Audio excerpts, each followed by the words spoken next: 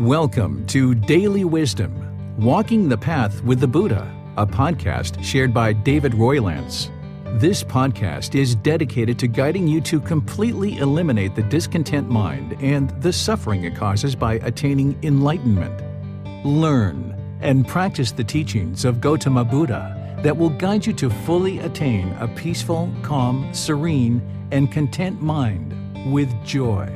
To support this podcast, visit patreon.com/supportbuddha or visit buddhadailywisdom.com, where you will discover a full range of courses, retreats, and online learning resources to assist you on the path to enlightenment.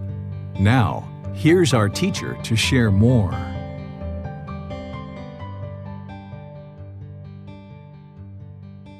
Sawadee krap.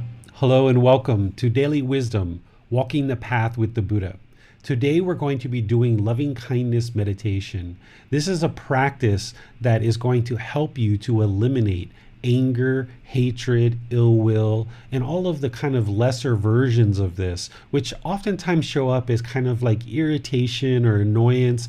Essentially, this aspect of the unenlightened mind that kind of pushes people away, creates this wall or this barrier around us and inhibits us from having open relationships where we feel comfortable and others feel comfortable with us, and we don't feel this insatiable urge to kind of look out for enemies with a neurotic mind or fear.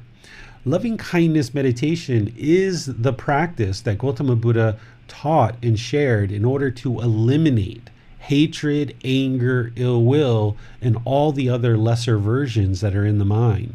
And it's only when you learn and practice this style of meditation that you'll be able to actively eliminate this hatred, anger, and ill will while cultivating the opposite, to transform this poison of hatred, anger, or ill will into loving kindness. So we're going to talk about that today, and we're going to actually do a loving kindness meditation session so that you can experience what loving kindness meditation is like. So let's go ahead and move into what it is that I was planning to discuss with you guys, and then we can discuss anything else that you guys would like to discuss along these lines before we move into loving kindness meditation. On Sunday, we discussed the three poisons of greed, hatred, and delusion, or craving, anger, and ignorance, what I also describe as the unknowing of true reality.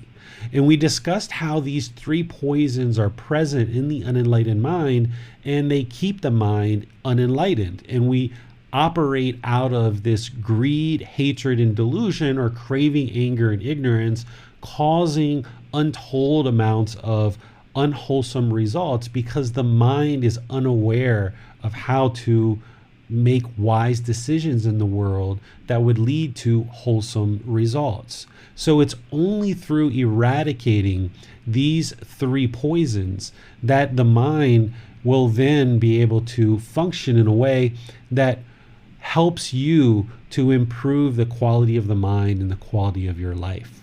So it's these three poisons that are what we're working towards to eliminate in the mind as part of this practice. The antidotes that Gotama Buddha shared with us are essentially the opposites of this poison. So we eliminate this poison and then we cultivate its opposite. With greed and craving, the mind is looking for external satisfaction. It's longing with a strong eagerness. It's holding on to things, and it's craving permanence. And because everything in the world is impermanent, the mind causes itself to be discontent by holding on, craving permanence in relationships, to possessions, to jobs or incomes, and all of these things that we have in our life. The mind essentially causes itself to be discontent, experiencing sadness, anger, frustration, irritation, annoyance, guilt, shame, fear, loneliness, boredom, shyness, jealousy, resentment. All of the discontent feelings are coming from this same poison. So there is no one antidote for sadness or one antidote for guilt or one antidote for boredom. It's actually all coming from the exact same problem. So it's this greed or craving in the mind, this outward searching, this longing, this strong eagerness. We often refer to this as craving, desire, attachment. And there's this wanting, this expectations, this grasping, this holding. So the antidotes that Gotama Buddha gives us here is breathing mindfulness meditation. This is the meditation that we do as a foundation of our practice. We even do it leading into loving kindness meditation. But what breathing mindfulness meditation is doing is it's training the mind to let go. Because the core problem here is the mind gets something in the mind that it really, really wants, that it craves, that it desires, having this strong eagerness and longing for, and now it starts pursuing that external pleasure, thinking that that's what it's going to be that brings the mind this peacefulness or contentedness. But in reality, what the mind actually acquires is it requires this temporary happiness that isn't sustainable. And the mind just holds on. So it's breathing mindfulness meditation that we breathe through the nose and out through the nose. And we train the mind that as the mind goes to the past or the future, or there's thoughts, ideas, and perceptions, that you train the mind to let go and bring it to the breath. Because the breath is the present moment. And by doing this over repeated sessions, multiple weeks and months and years, the mind becomes more calm, more peaceful, more serene, because now it's trained to be in the present moment rather than have fear or guilt or shame or latch on to these painful or pleasant thoughts from the past, or potentially anticipate with anxiety any kind of painful or pleasurable things in the future. The mind comes into the present moment with awareness of mind through this breathing mindfulness meditation. So we're training the mind to let go and focus on the breath. And then what you'll notice is in daily life, through practicing the entire Eightfold Path, including breathing mindfulness meditation, you'll be able to then let go of things that might happen. If somebody cuts you off in traffic, you can let it go. Or if you get this insatiable urge that you just got to have a new car, and you just know that this new car is going to satisfy the mind, you can recognize that as craving and you can let it go. Or if your mind is holding on to trauma or pain from the past, you can train the mind to let go of that. Or if you've been involved in a relationship and it's now ended and you're longing for that relationship or some other relationship to replace it, you can identify that as craving, desire, attachment. Let that go. If you have expectations of the people around you and you just want everybody to do things your way, you can identify this as this poison of greed, craving, that we also refer to as desire or attachment, where the mind is longing or wanting with this strong eagerness. And you can identify that, how you forcing your way on other people is not going to create wholesome relationships for you. It's not going to create a situation where people feel comfortable being around you if you're trying to impose your way of being on other people. So by training the mind to let this go, then the mind can reside peaceful, calm, serene, and content with joy. And it's only through breathing mindfulness meditation that you'll be actively involved in eliminating this greed or craving, this desire, this attachment, this mental longing with a strong eagerness, in cultivating awareness of mind or mindfulness. This is going to be very, very helpful for you to see that you can control the mind in any given situation as you train the mind more and more with this style of meditation. The other thing that we do in order to knock down and eliminate this poison is practice generosity. Generosity or sharing is essentially sharing our time, our effort, our energy, our resources to help other people for the benefit of other people. And we talked about how you need to find the middle. You need to find where the middle is, because if you hold on to everything that you did and you only pursued things selfishly and you only pursued things that were going to improve your life and you never really considered helping others, that's kind of holding things too tight. And that's why the mind has this tendency to hold on. But if you gave everything that you had, time, effort, energy, and resources, and you never really thought about how to care for your own needs or the needs of your family, then the mind is also not going to have what it needs. So by practicing breathing mindfulness meditation and generosity, along with all the other teachings that the Buddha shares, we know to bring the mind into the middle, where you can share your time, effort, energy, and resources, but you ensure that you're also taking care of your own needs. By learning to share, you will essentially let go. The mind will have a tendency in the unenlightened state to be selfish and only pursue things that are going to create gains in your life. But by you learning and doing activities that are performing generosity and helpful for people, not just your own selfish desires, then you're training the mind to let go and realize that you can still exist in this world through finding this middle where you are able to sustain your own needs, but also help other people as well. And this addresses that poison of greed or craving that we also refer to as desire or attachment, this mental longing with a strong eagerness where the mind wants to hold on to things. So we're practicing and cultivating just the opposite. The second poison of hatred or anger, also referred to as ill will, but then shows up in lesser versions like irritation and annoyance and dislike, is where the mind wants to push people away. It only wants to involve people in your life that you agree with or that agree with you. You're not interested in the unenlightened state to have people around that are doing things that you disagree with because it bothers you. And you don't realize that it's actually not them bothering you, it's your own mind not being comfortable to allow things to exist around you that maybe you disagree with. We're not talking about, being comfortable with having murderers or people who are abusing children sexually around you. We're not talking about that, but we're just talking about sometimes, a simple disagreement where somebody disagrees with us. In the unenlightened state, often the mind will push that person away, trying to create this bubble of perfection where you only allow people into this bubble that agree with you. And as soon as somebody does something that you disagree with, you kind of shun them and you push them away.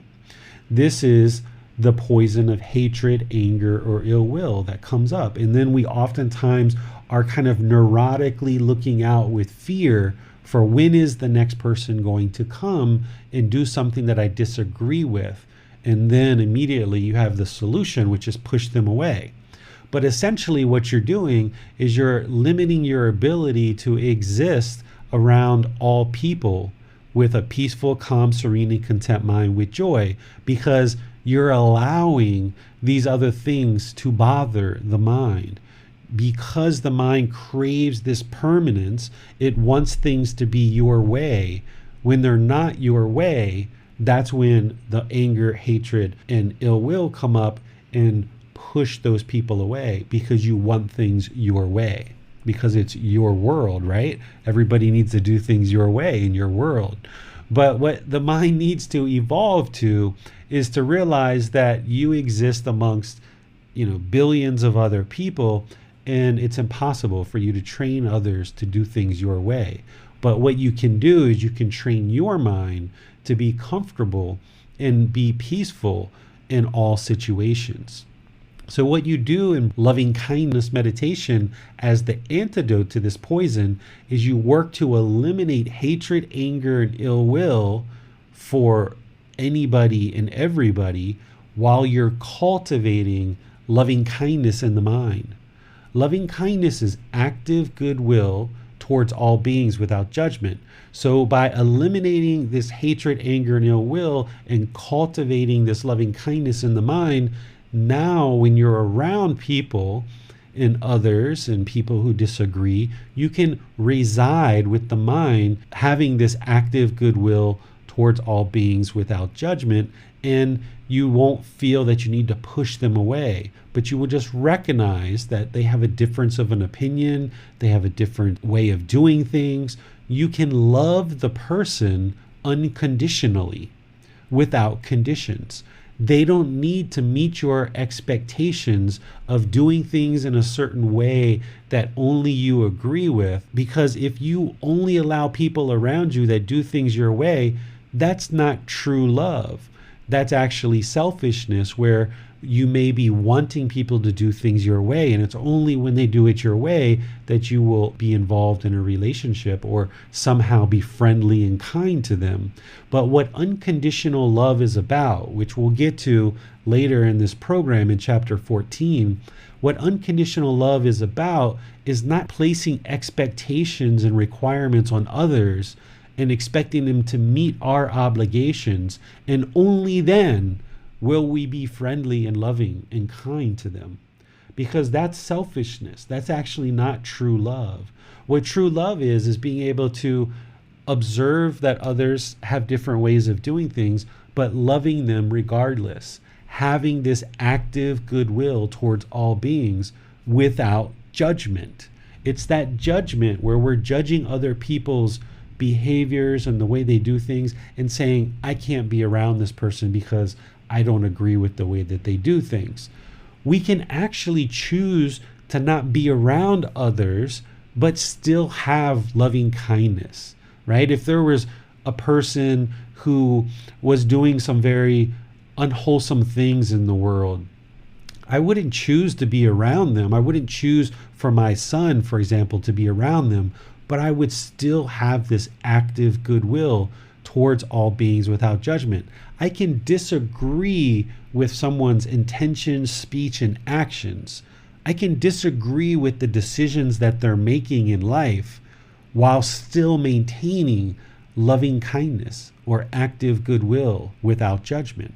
I can disagree with the decisions that they're making while still being polite, kind, friendly, and respectful to that person, right? Because the mind can be trained to understand that not everyone's going to do things our way, right? But the mind, the unenlightened mind, wants everybody to do it our way because the mind craves permanence. And the mind doesn't recognize the impermanent nature of the world, that it's impossible for this world to do things our way. So we have to train our mind to reside peaceful, calm, serene, and content with joy, no matter what the situation is. And that comes with practice. And it's loving kindness meditation that will help you to get there. And then once we cultivate this in the mind, we then practice it in daily life through our intentions, our speech, and our actions.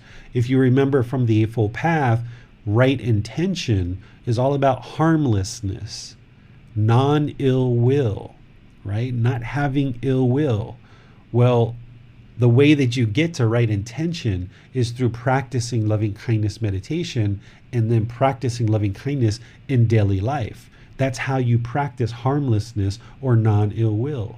And then if you remember from right speech, we talked about the 5 factors of well-spoken speech. To speak at the right time, what we say is true, we speak gently, beneficially, with a mind of loving kindness, without blame to others. Well, once again, here in the Eightfold Path, we see showing up this active goodwill towards all beings without judgment in our speech, right? And then when you move into the actions, right? When you look at the right actions that the Buddha talked about that are going to ensure you're not causing harm and that you're only producing good results, one of the things he talks about is about not killing or refraining from taking life, right? Living compassionately, trembling for the welfare of all living beings. Well, how could we get there if we don't have active goodwill towards all beings without judgment, which is loving kindness? So this loving kindness is all throughout Gotama Buddha's teachings, whether it's here talking about the 3 poisons and how to remedy those, whether it's the various steps in the Eightfold Path, whether it's any of these things that we're practicing. Loving kindness is very central to what we need to do in order to cultivate this enlightened mind. Okay? And by the way, that's what we're going to do today. We're going to do loving kindness meditation. This is just a short little review for anyone who wasn't with us on Sunday, or if you were with us on Sunday, to really help this kind of soak in. The third poison that we talked about on Sunday is delusion or ignorance, the unknowing of true reality. This is how the mind doesn't understand this life-affirming teachings and wisdom, that you would understand this natural law of Karma and how to eliminate these various aspects of the mind and cultivate the wholesome qualities in the mind.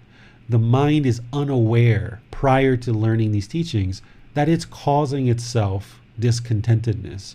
We typically go around in the unenlightened mind thinking that other people are causing us to be angry, thinking that other people are the reason why I'm talking loud, or that person made me angry, so I'm justified in raising my voice, interrupting them and talking harshly about them.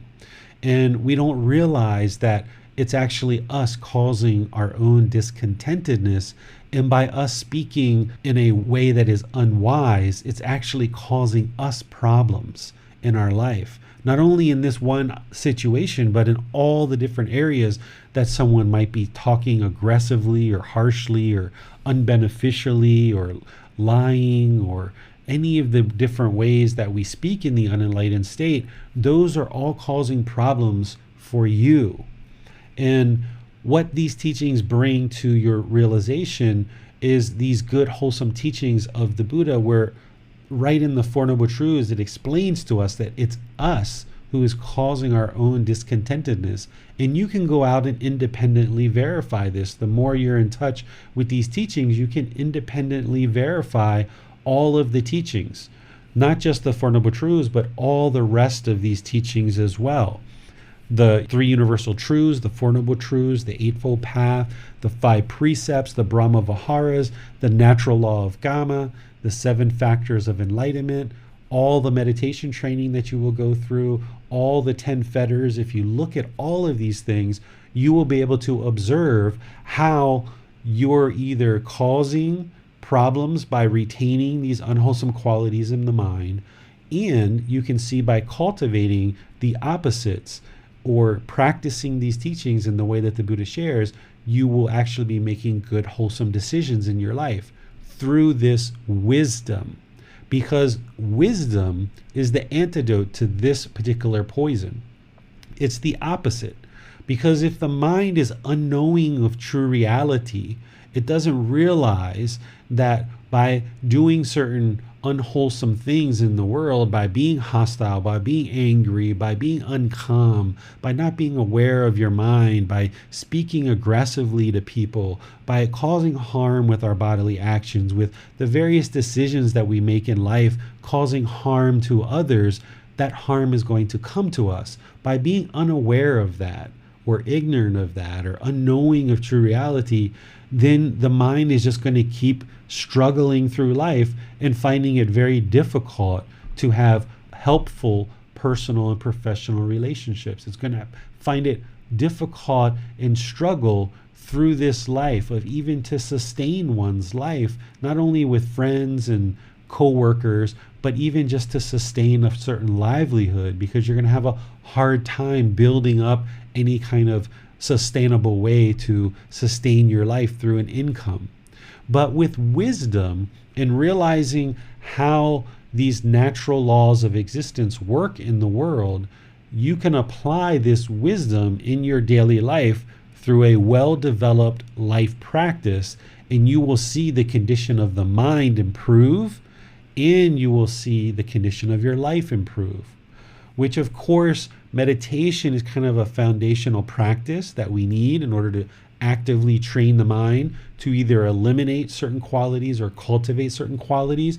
But you would never get to any of this or understand any of this without the wisdom of these teachings. So it's learning and practicing these teachings to see the truth for yourself through no belief whatsoever, through acquiring this wisdom, through independently verifying the truth of these teachings. Then with this wisdom, the mind functions in the world differently. You start observing how your craving is causing you to long and seek things and have this strong eagerness. And you're seeing that this craving is when you don't get what you want, you're seeing this anger and this hatred arise, and you start talking aggressively to people. Now the teachings of the Buddha are starting to bring that to your attention. And now that you're aware of it through this wisdom, he gives you the solutions as well, helping you to realize what you should be practicing, which is this eightfold path. By practicing this eightfold path, you then know with wisdom that if you talk in this way or you have certain actions in this way and you follow this general guidance, then you can create a much better life for yourself through this wisdom. But without learning these teachings, you would never have the wisdom of why the mind is discontent, why the mind has this anger, why the mind experiences all of these struggles and challenges in life. You wouldn't understand it.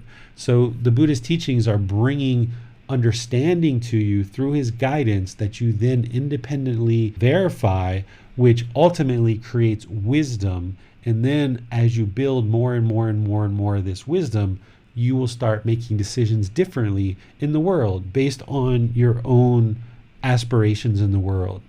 One of the beauties about Gotama Buddha's teachings is he never tells you what to do in any given situation. All he's doing is he's awakening your mind to how the mind functions. He's awakening your mind to these natural laws of existence in the world. Once you understand these natural laws through this wisdom, you will figure out the right phrases and the right words and the right decisions in your life, in your personal life, in your family life, in your work life, in your neighborhood, in your communities. You will figure out the right answers.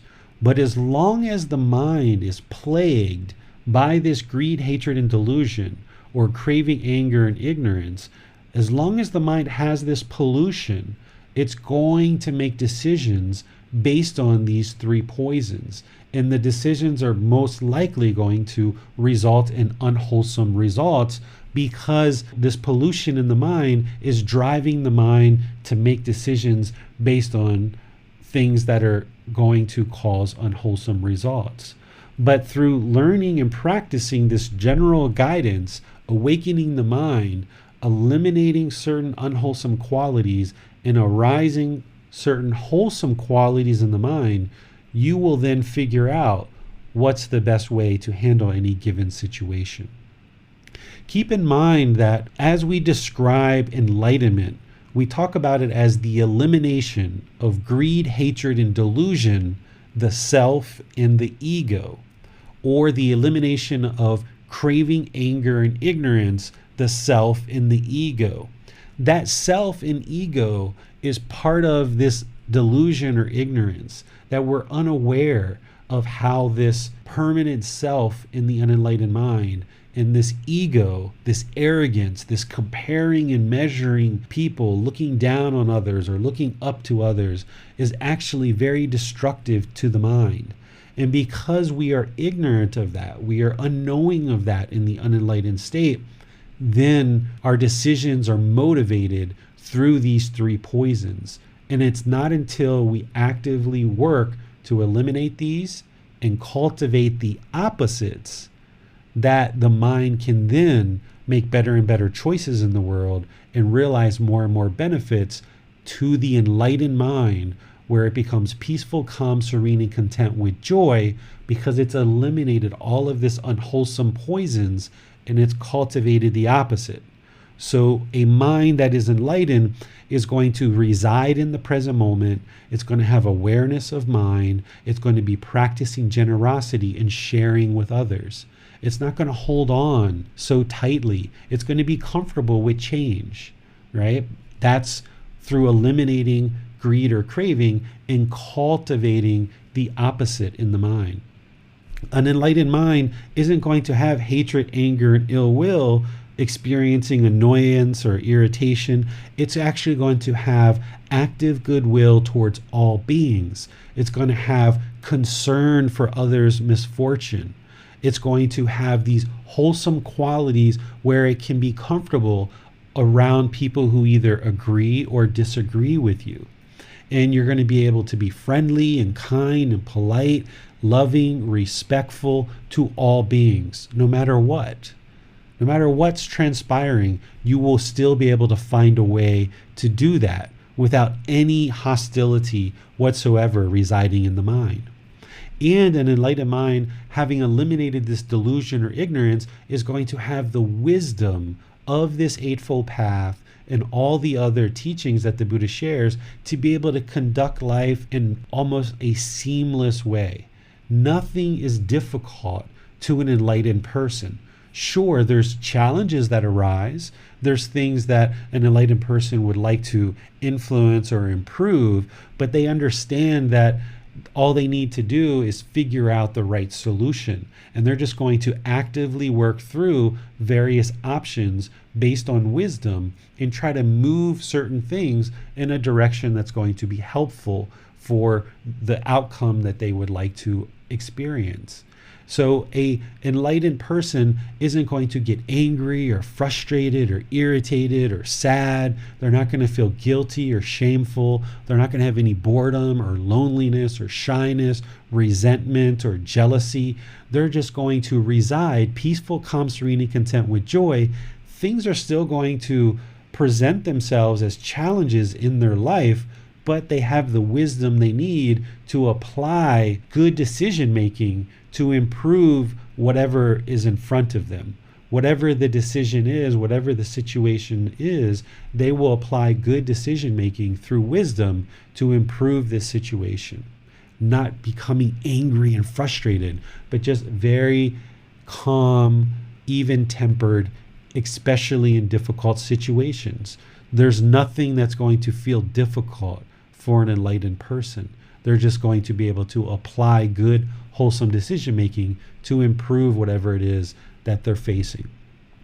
So here you can see this is the reason why I only teach 2 styles of meditation as the primary forms of meditation that you need in order to attain enlightenment, which is breathing mindfulness meditation and loving kindness meditation. There's 2 others that I teach. One is for elimination of sexual cravings. If someone's having a lot of trouble with sexual cravings, this is one that the Buddha also taught in order to eliminate the cravings of the mind that has this outward searching for sexual contact. And there's only certain people who would need that. Not everybody does. But that's kind of a third one. It's kind of like a specialized meditation that some people need. And then there's a 4th meditation that I teach. It's a meditation for non-self, to help you develop non-self. But you need to learn a whole lot of other things and practice a whole lot of other things before we ever get to that. You wouldn't be able to actually just practice that at the beginning and actually experience the realization of non-self. You need to actually build up to that. And when it's the right time, you may ask me if it's the right time, or I may help you see that, okay, now it's the right time for you to start practicing that. But by and large, the vast majority of the world are only ever going to need these 2 meditations of breathing mindfulness meditation and loving kindness meditation, because every unenlightened mind is affected by these same 3 poisons: greed, hatred, and delusion, or craving, anger, and ignorance. And all of the problems that are being faced in one's life, all the struggles that an unenlightened mind is experiencing, is related to these 3 poisons. So that's why you don't need to run out and learn 20 or 50 or 100 different meditations. You can just focus on these 2 only. Deepen your meditation practice really deep into these two. Get really, really proficient with these two so that you can get lots and lots of benefit. That limits you needing to have to learn 20 or 30 or 50 different meditations, and you can really focus in on just these two: breathing mindfulness meditation and loving kindness. There's lots of other things that you need to learn, but in terms of meditation, these are the two primary styles of meditation. And we're going to do both of those today. I'm going to teach you loving kindness meditation, but we're going to lead into it with breathing mindfulness meditation. I'll explain why we're doing that when we get to that point. So let me pause here, see if there's any questions on this little recap of the 3 poisons and the antidotes, and as they relate to loving kindness meditation. I have a question, David, on this first poison of greed, craving, desire, attachment. Can desire ever be useful? Is there such a thing as a good attachment? There's no such thing as a good attachment. You may hear people say that there is, but this is a misunderstanding of what an attachment is. What an attachment is a mental longing with a strong eagerness, craving something, wanting something, desiring something, expecting something.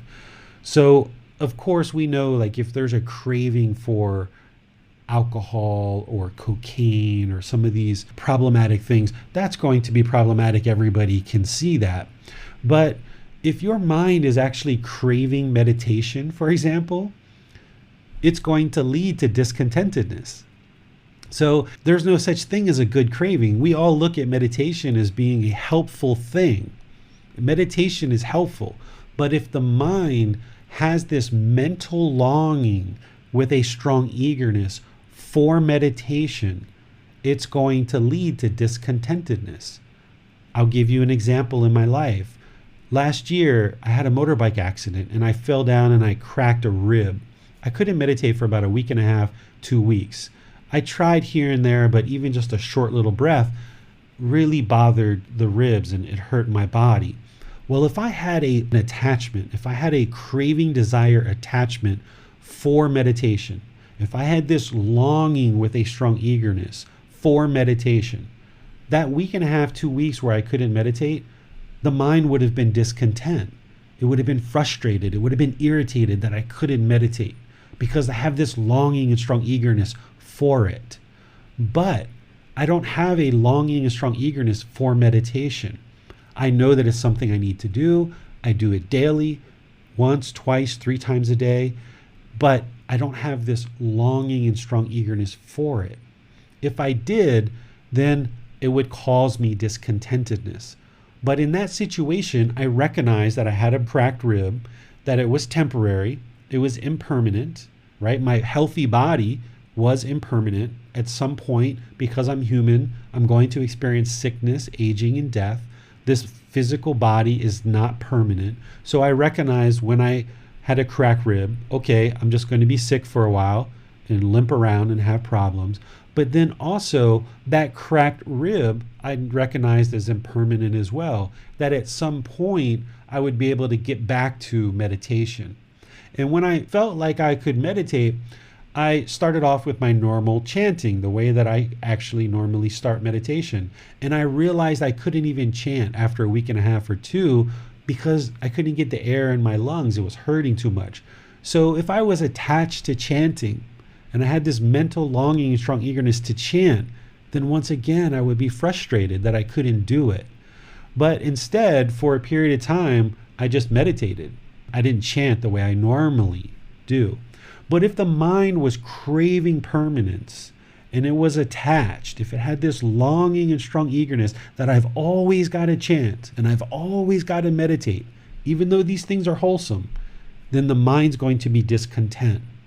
So there is no such thing as a good or wholesome attachment, because what an attachment is it's this greed or craving. It's this poison. It's the pollution of the mind that is causing all the discontentedness.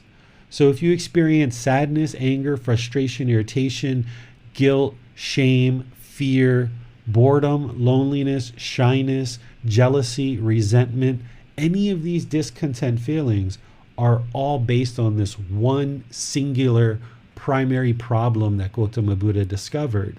And it's only through eliminating that the mind is then going to ultimately attain enlightenment, along with all these other teachings. So there's nothing good about a craving, desire, attachment.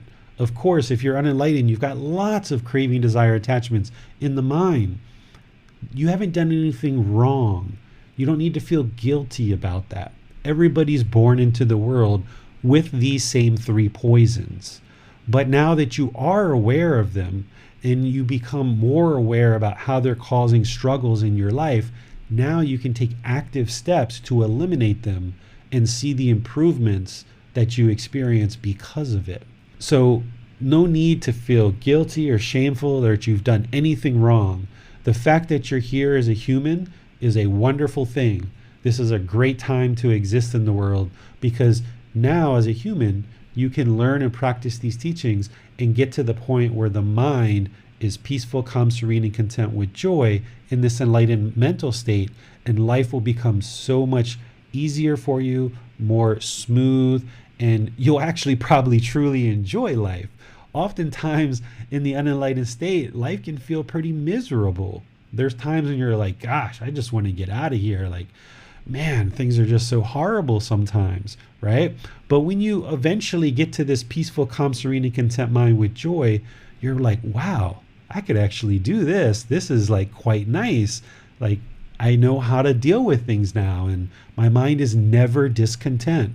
But the only way to get that is to recognize that all craving, all desire, all attachment, there's nothing wholesome that's going to be produced through any kind of craving, desire, or attachment. There's no such thing as a good attachment.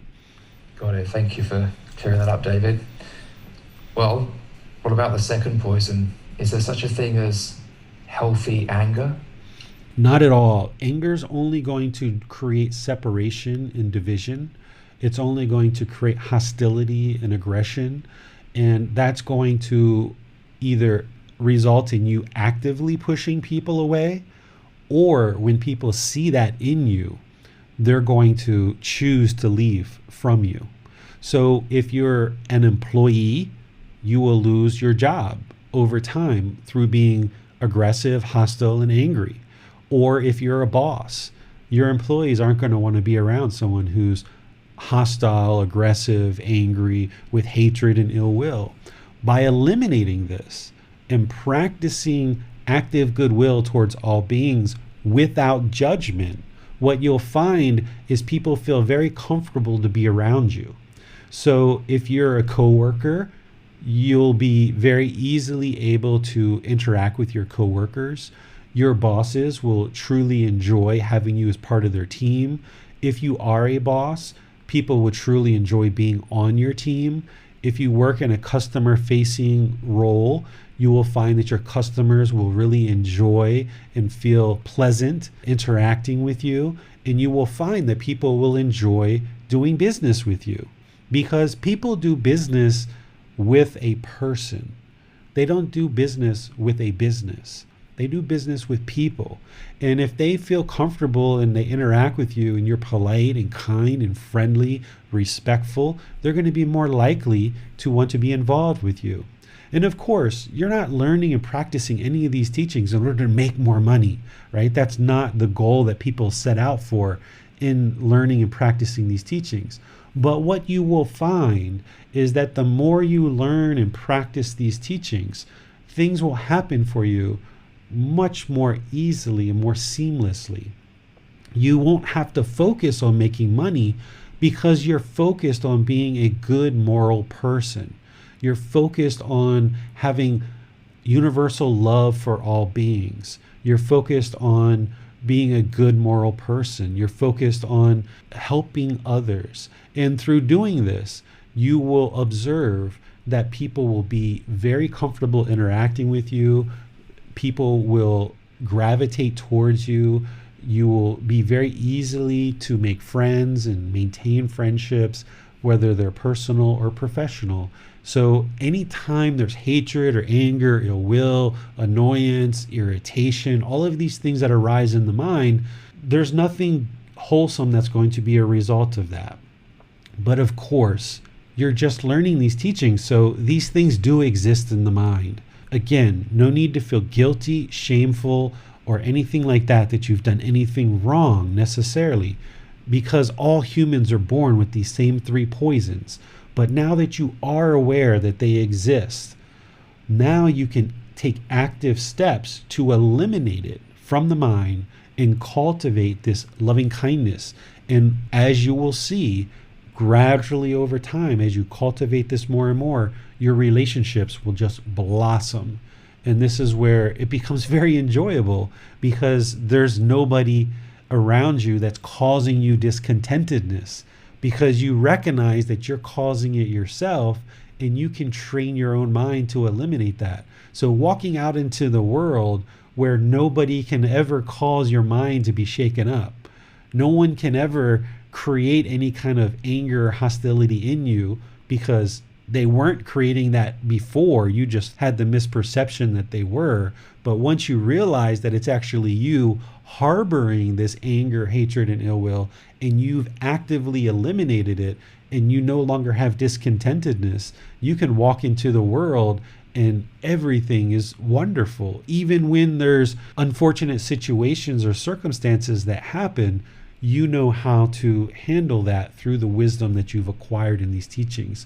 But there's no hatred or anger or ill will that's going to result in anything wholesome. It's either going to drive you to push people away from you, or people on their own are going to choose to leave you because of that hatred, anger, and ill will. Yeah, got it. Thank you. We have a question from Biplob. He says, is it possible to eliminate the three poisons without meditation to acquire wisdom? I don't know of any other way to eliminate these than what I'm sharing with you here.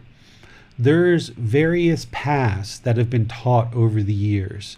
Gotama Buddha, I feel, explains it very clear, very direct, very concise. He was the fully, perfectly enlightened Buddha, where he discovered this on his own. He taught these natural laws about the mind and really clued people in with his teachings in a way that can be independently verified. It's not based on belief. You can go off and independently verify all of this. However, people like Jesus Christ and Prophet Muhammad and others that came into the world, they taught some amount of teachings that you can look at and you can be like, oh yeah, I see the connection here. But to me, I don't feel that they quite explained it in the way that Gotama Buddha did. And that can just be my ignorance of their teachings, because I know Gotama Buddha's teachings very deeply. I haven't studied Prophet Muhammad's teachings very deeply, but I'm sure there's people in those communities, and I've actually talked to some, that when I talk to them and I ask them, somebody with the Holy Spirit, do they ever get angry or mad? And they say, nope, it's impossible for someone with the Holy Spirit to get angry. Well, I also know it's impossible for someone who's enlightened to get angry, right? And you can go right on down the line and you can look at someone who's very familiar with what the Holy Spirit is, or if they've actually acquired the Holy Spirit, you can go right on down the line and look for generosity and love and care and compassion, for equanimity, evenness of temper. You can look at how they speak, that they speak very politely, kindly, respectfully. There's no ego or arrogance. For someone who's truly acquired what it was that Jesus Christ was moving people towards, there's a path there. And there's plenty of people that are still progressing and moving forward there. But I don't think people would actively tell you that they're training their mind to eliminate the three poisons and cultivate this healthy mental state that's peaceful, calm, serene, and content with joy. It's more of kind of like a practice based on belief that you might find out the results once you die. So there's these other paths in the world, Jesus Christ, Prophet Muhammad. There's even modern day approaches through things called quantum physics, where people are assigning modern day language to some of these things that I'm explaining to you. So when I talk to friends of mine that are into quantum physics, they're meditating as well. And they can, and I can, we can relate our teachings, and what they call one thing, I call something else. And what they call this, I call that. So the mind and these natural laws are the mind and the natural laws. Gotama Buddha explained it in the way in which he explained it. But there's other people that have tried to explain it in their own way. I don't know those other ways and those other paths, but I know this way. And I know this way works 100% Biplab. These teachings that I share with you will lead to this peaceful, calm, serene, and content mind with joy. It's just a matter of learning it, independently verifying it for yourself so you can see that it's working, and then experience the results. And of course, seeking guidance as you need help. So I don't know of any other way to eliminate these than what I'm sharing with you. And I know that this way works. That's why I'm sharing it with you, because I know with 100% certainty that this in fact works for sure. We have a question from Kathy. Sometimes when I attempt to limit myself or remove certain habits that I have indulged in, I find that I have more bursts of reactive behavior and then result in guilt, which in some cases makes me spin further out of control. I feel like I'm trying to detox my life in so many ways, as well as trying to implement meditation and other positive habits for my mind and body. How then do I actively try to let go of more when I know sometimes I feel more out of control doing that? You've got to take things gradually and progress gradually. Consistent, gradual progression. You've got to keep in mind that this unenlightened mind that you currently have, however old you are, Kathy, whether it's 20, 30, 40, 50, 60 years old, you've experienced that mind for this entire life. And that's all you've ever known. You've never known any other way. And if you go back into your previous lives, there's been eons of countless rebirths where your mind has experienced this unenlightened state. And what you're doing is you're now trying to actively acquire wisdom to change the condition of this unenlightened mind. And that happens gradually over time. So this unenlightened mind has a real head start, right? And that's okay, because we're not on any time schedule here. It's all about consistent dedication to gradually evolving and training this mind. So while you've got this unenlightened mind that's wanting to charge forward with craving, anger, and ignorance, you're kind of got this parallel process going on where you're learning the teachings, you're independently verifying them, you're implementing the teachings, getting a little bit of results, you're seeking guidance and getting help, you're developing this life practice, which includes meditation, and all of that is just going to slowly, consistently, kind of slowly catch up to this unenlightened mind. And eventually, this wisdom and these practices are going to envelop this unenlightened mind gradually, slowly over time. Right now, the unenlightened mind might be trying to hurry up and run ahead, but just stay consistent with learning and practicing the teachings. More and more, that unenlightened mind is going to slow down, and you just keep that same gradual progression of learning this life practice, and eventually it will catch up. It's almost like a drip feed. You're just slowly, consistently drip feeding. Whereas if you gushed the body with a whole bunch of water, it wouldn't feel comfortable, and it would just expel all the water at one time anyway. But you just want to drip feed these teachings. That's why I teach on Sunday and Wednesday. That's why I have all these resources that you can use at your own disposal based on your own schedule. You can also contact me privately and schedule personal guidance as well. There's all these different methods for you to learn. You just figure out kind of what's that gradual training look like for you as you develop this life practice. It's going to take time. Max has been learning with me for about 1.5 years now, and he'll tell you it just takes gradual, consistent learning. Never give up. Don't try to tackle many things at one time, but just kind of focus gradually. If you're able to focus on the 3 universal truths, the 4 noble truths, the Eightfold Path, and the 5 precepts, that's a good place to really start. And remember, the Eightfold Path includes meditation. So if somebody was just going to kind of bite off one bite, that would be a good first bite that's going to keep you chewing for a while. Of course, this program is going to continue, and we keep teaching it, over and over and over again, where we're going to be covering a lot of other topics. But in terms of what you really want to focus on is really focus on those core trainings that I just mentioned. The 3 universal truths, the 4 noble truths, the Eightfold Path, and the 5 precepts, which includes meditation. Okay? So don't try to tackle too much at one time, and be sure that you truly understand each thing that you're approaching and trying to learn before you move on to something else. There's people who are part of this group learning program who are listening to these talks and involved in these talks, but they're actually more actively learning, like in chapter 4 or 5, even though we're on chapter 8. And they're just kind of slowly going through the book, the audiobook, the previous talks that I did on those chapters. They're meeting with me personally through Zoom, maybe once a week, to ensure that they understand. And they might spend 2 or 3 weeks, 4 weeks, 5 weeks just on the chapter 5, even though this program is continuing. So you've got to recognize this as an independent journey and kind of use me as like a guide and kind of involve me in your practice as you need help using all these resources. But also don't be shy about reaching out to me personally, because the more I understand your practice and where you are in your learning, I'm able to more actively help you. And I think what you'll find is the students who have engaged personally, they will share with you they've made a lot of progress because they've got that personal guidance. And with me knowing more about their practice, I'm able to more actively help them through personal guidance. So just take your time. We have a question from Manal.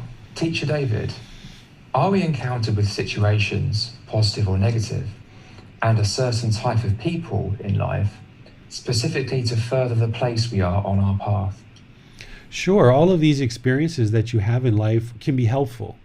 They can be helpful for you to expose where there's problems, where you see craving, anger, and ignorance. Certain difficult situations and struggles that you encounter can help to point out when there's areas that you still need work on. And that's some of that personal guidance that people will oftentimes contact me and share what they're going through at the particular situation and asking how to apply the teachings in that situation.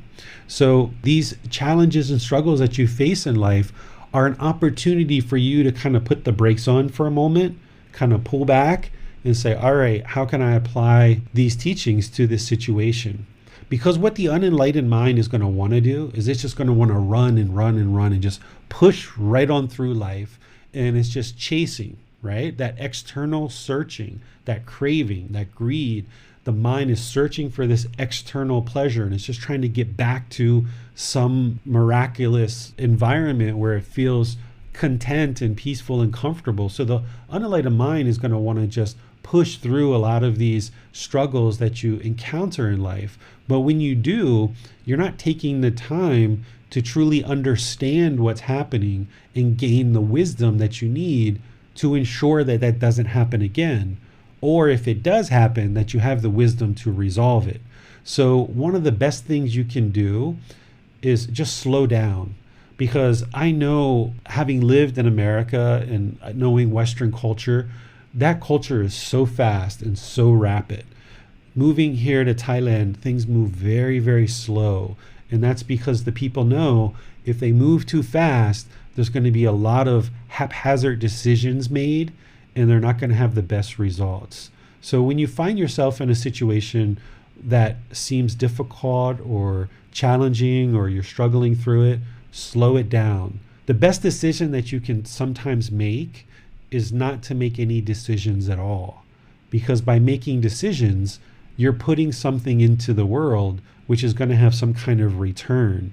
So if you're haphazardly putting harm or unwholesome decisions into the world, that's going to be returned to you.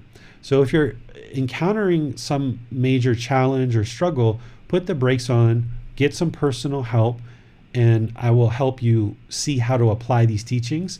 I never give you the answer. I never tell you what to do, because only you know all the different variables involved in any given situation. But I will point you to some teachings that will help you to figure out what it is for you to do, because there's always 10 million right answers in any given situation.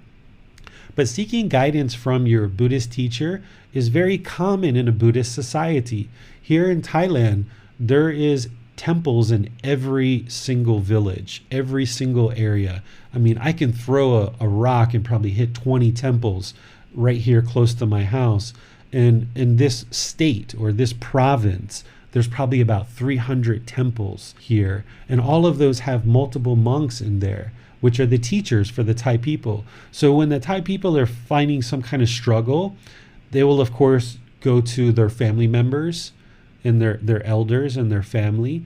They will go to the elders in their village. They will go to the monks. They will take advice from different people. And then they will ultimately come to some decision that they make on their own based on the various advice that they have. Well, in our culture, particularly in a place like America that's only been around for 250, 300 years or so, we don't really have that deep, steeped in culture of elders in our community and steeped wisdom that has come down through countless centuries. Here in Thailand, they've been on this land for anywhere between 800 to 1200 years. And before that, as a people, they were in another region of the world, which today we call northern Vietnam, southern China. So they've been together as a people for countless centuries. And that wisdom and knowledge has been handed down.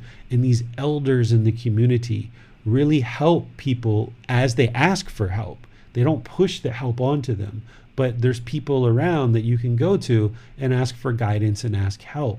And here in Thailand, people realize that that's important. But in the West, we tend to want to do everything ourselves. We really promote independence, which, yeah, it's great to be independent and be an independent thinker, but it's also wise to eliminate the arrogance and ego and realize you need to go consult and get people's opinions sometimes, and seek people's opinions who aren't trying to force their way on you. And through you going through these various struggles and challenges, seeking opinions and advice from different elders, your parents, your grandparents, your Buddhist teacher, other people in your life, you will gain more wisdom, because it's this wisdom that's going to liberate the mind.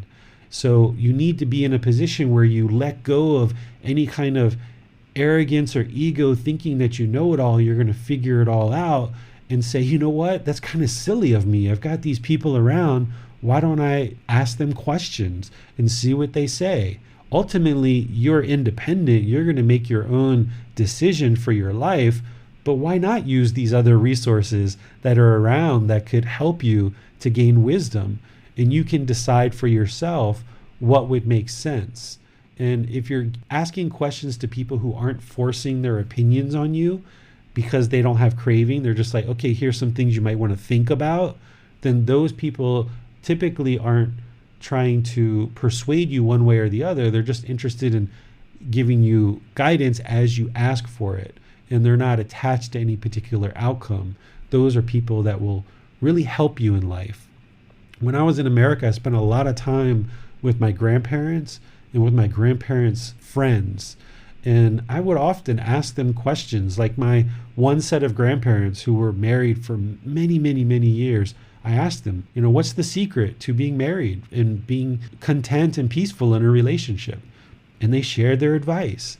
And I listened, right? So you can do this in your life. And I think in Western culture, we don't do that. We don't look to other people for advice, but it would be very wise if we did. We have a question from Christy. I have ADHD and bipolar. Whenever I try to meditate, I fall asleep. Do you have any advice on how to help me stay awake? I try, but I can't seem to slow my mind down. Yes, if you look in the book in chapter 11, I'd have a section in there that talks about sleepiness during meditation, and I give advice of what to do. And rather than share all of that now, I'd rather just point you to that chapter in chapter 11, and you'll see it in there. It's in a subsection. And then the thing that I'll add for you is I was also diagnosed with those same things: bipolar disorder, depression, panic disorder, ADHD, all of that stuff. People were even talking about schizophrenia at one time, muscular sclerosis, all of these different things. And what I learned is that those things aren't permanent. That's not who I am. And those things didn't actually truly exist. These are things that people are misunderstanding. They're seeing a mind that gets really excited in mania, or a mind that goes really sad in depression, and they think that that's a mental illness and that the brain is defective. But what you're going to realize if you learn and practice these teachings is you can stabilize the mind and you can bring it to the middle and no longer experience these highs and lows. Just like with ADHD, a lack of concentration. What you're going to realize is by learning and practicing these teachings, eliminating craving, anger, and ignorance, the mind can be trained to have concentration. So your brain isn't defective. I don't know if anyone ever told you that, but that's what I was told when I was first diagnosed with these mental illnesses. And what I realized through these teachings and training the mind in this way is while the suffering and anguish was real that I was experiencing, the cause of what people were telling me was the problem, and the solution, which was medication for 24 years, I realized that that wasn't true. And these teachings will actually improve the condition of the mind if you actively train it. When you read chapter 22 in the book and listen to the corresponding talk that I did on mental illness, you'll come to realize that your brain is actually quite healthy. It's just that your mind is untrained right now. And the more that you train it, you can actually get to a completely stable mind where it's peaceful, calm, serene, and content with joy. It's just going to take you time to do that and learning to do that. Thank you, David. We have no more questions. Okay, so let's go into more of what I was planning to talk about today along the lines of loving kindness meditation, because loving kindness meditation and practicing loving kindness is the antidote to this poison of hatred, anger, and ill will.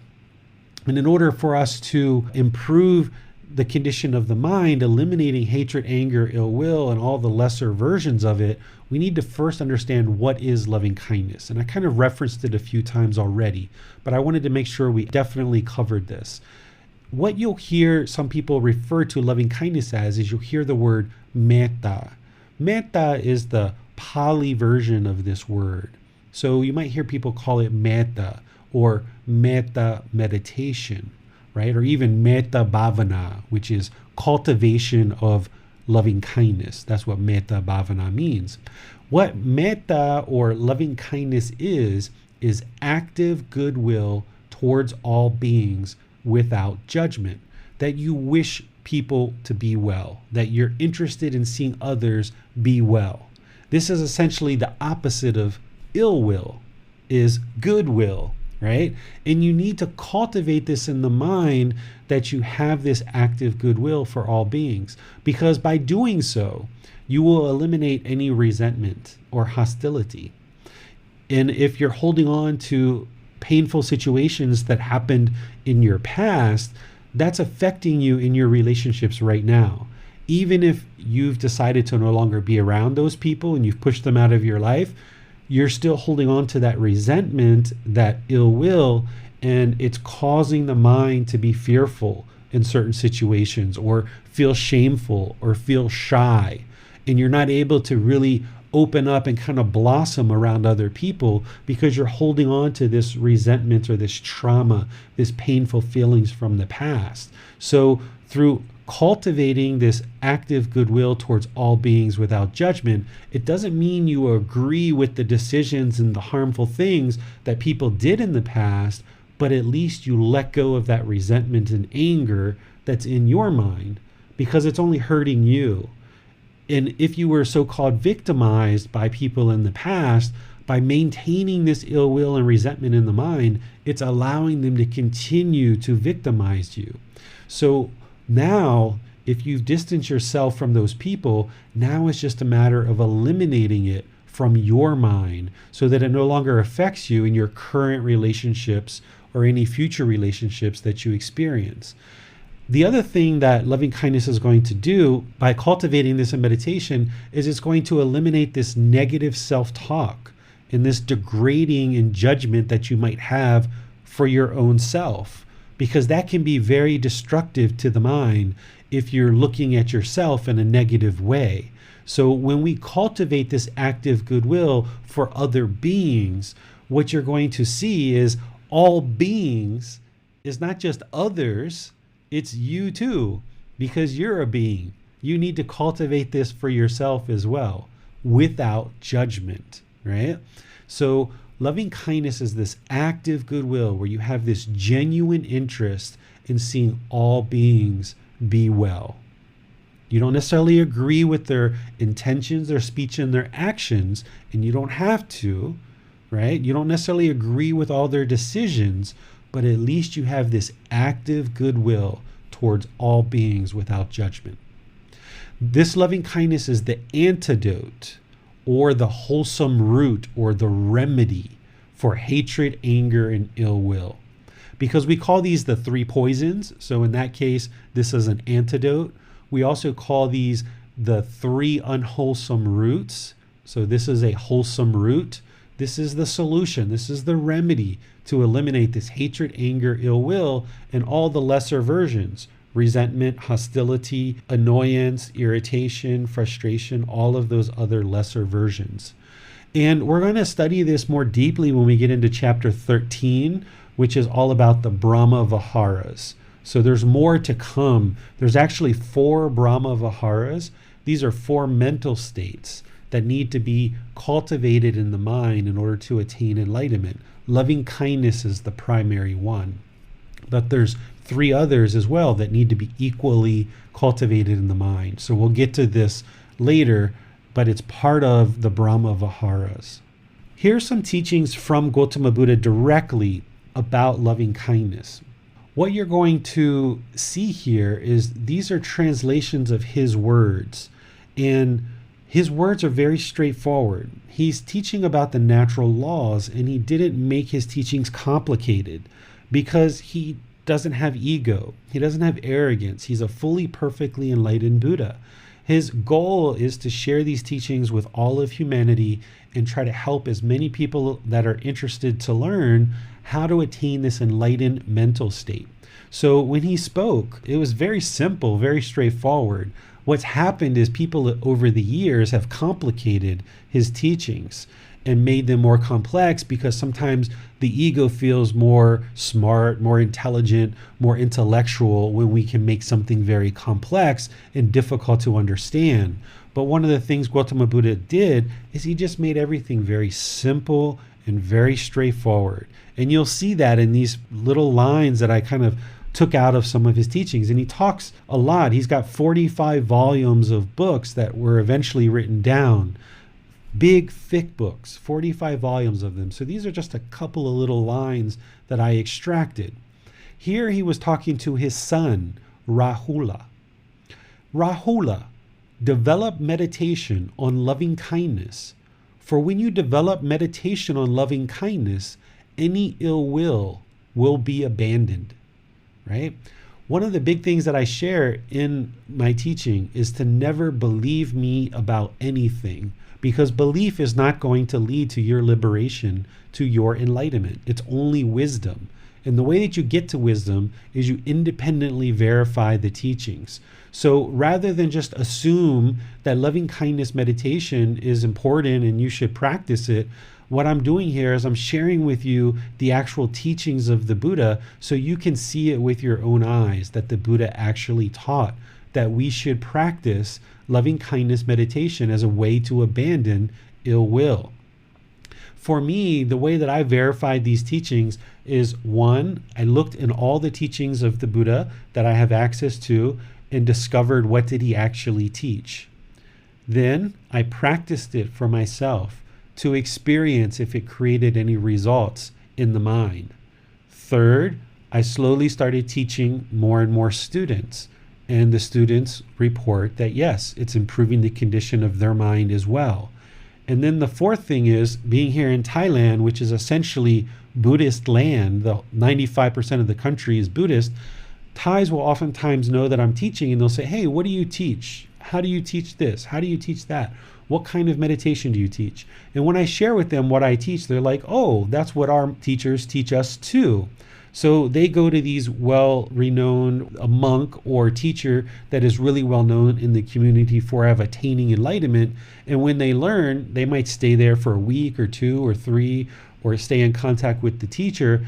And when they're comparing what they're learning with their monks and their Buddhist teachers in Thai, and they happen to know English and talk with me, they're like, yeah, you're teaching the same thing that our teachers teach. So I've confirmed everything that I do in these 4 ways. 1, the Buddha taught it. 2, I did it myself and practiced it myself to see the improvement in the mind. 3, the students are practicing the same teachings and receiving benefit and experiencing results in their practice as well. And then 4, Thai people are confirming with me that's exactly what they're learning as well. So you can take a similar approach. Maybe you don't end up teaching, right? Or maybe you do. But because this is the process that I went through, I'm helping you to do that same thing here by showing you Gotama Buddha's teachings. And I have the books available if you would ever to be interested to learn directly the words from the Buddha. I have a lot of his books around that I can send to you, or I can send you links to the audiobooks and things like that. So here we don't want to even believe that David thinks that loving kindness meditation is a good thing to do. Let's not even believe David. Let's go back to the source teachings of the Buddha. And that's what we're doing here in the class. So the Buddha is sharing here that developing meditation on loving kindness, for when you develop meditation on loving kindness, any ill will be abandoned. Okay, that's what he says. But let's not even believe the Buddha, right? We're going to actually do loving kindness meditation and do it for many, many days and weeks so that you can see whether it actually works. Because Gotama Buddha didn't even want people to believe him either. He was interested in people practicing the teachings. So this is what he says, but we don't believe him. Don't ever believe him. Don't ever believe me. Practice it and see if it actually works. Here's another phrase from him as well. Loving kindness should be developed to abandon ill will. Okay, very simple. And I've extracted this out of really long passages of him teaching. Let's go into some other parts where he was also discussing loving kindness meditation. In this particular passage, it's a little bit longer because he's actually talking about people who are making offerings, because he lived as an ascetic or kind of a homeless, roaming seeker who was seeking enlightenment. And once he attained it, he maintained that lifestyle where people offered him food and resources and things to sustain his life so that he could spend his time teaching and helping people to learn the teachings. So he was talking to his students. Bhikkhus are the male ordained practitioners. He says, Bhikkhus, if someone were to give away 100 pots of food as charity in the morning, 100 pots of food as charity at noon, and 100 pots of food as charity in the evening, and if someone else were to develop a mind of loving kindness, even for the time that it takes to pull a cow's udder, either in the morning, at noon, or in the evening, this would be more fruitful than the former. Therefore, bhikkhus, therefore students, you should train yourselves thus. We will develop and cultivate the liberation of mind by loving kindness. Make it our vehicle, make it our basis, stabilize it, exercise ourselves in it, and fully perfect it. Thus should you train yourselves. Okay? What he's doing here is he's saying someone could give essentially 300 pots of food throughout the day, morning, midday, and evening. And that wouldn't be as wonderful for him, having all that food, all that charity, as somebody who chooses to just develop loving kindness for the time it takes to pull a cow's udder. Now remember, he's talking to a lot of farmers and people 2,500 years ago, and he's using language that they can relate to and that they understand. If you've never pulled a cow's udder, it takes all of a split second to do so. Okay? I did this when I was growing up on farms. We used to sometimes milk cows. So it takes all of a split second to pull a cow's udder and get a little milk out of it. So he's saying in that split second, if you do that either morning or at noon or in the evening, just for a split second, that cultivation of loving kindness is more fruitful than all the work and effort that it would take to offer these 300 pots of food. And then he tells the monks, he says, we will develop and cultivate the liberation of mind, liberating the mind from this hatred, anger, and ill will by loving kindness. Loving kindness will liberate the mind from this hatred, anger, and ill will. Make it our vehicle. This is what we travel in.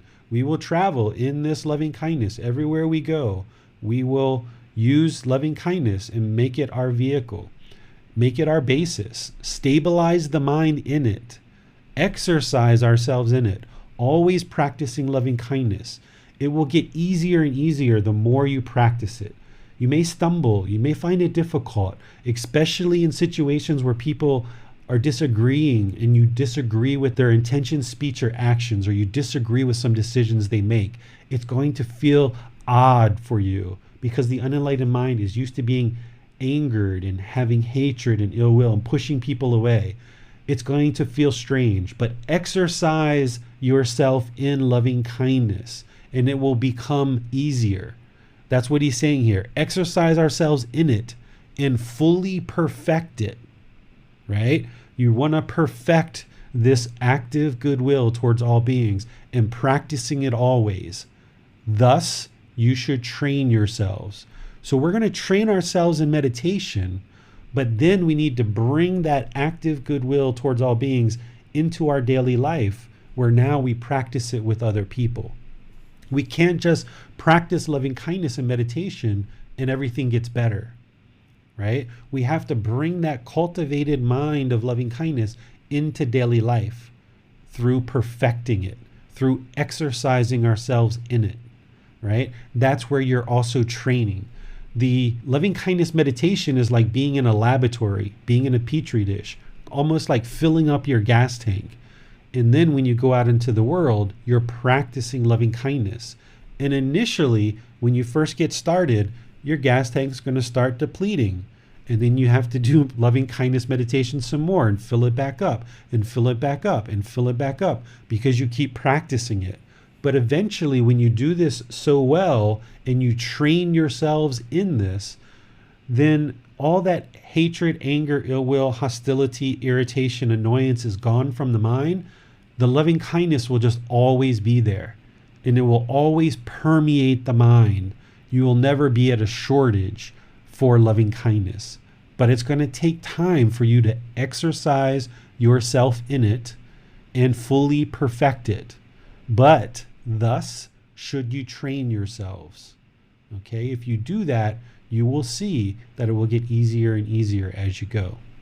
This is how we're going to actually do loving kindness meditation. The way that we do loving kindness meditation is we start off just like we do all of our other meditation sessions. You're going to need to take a position of either seated, lying, or standing.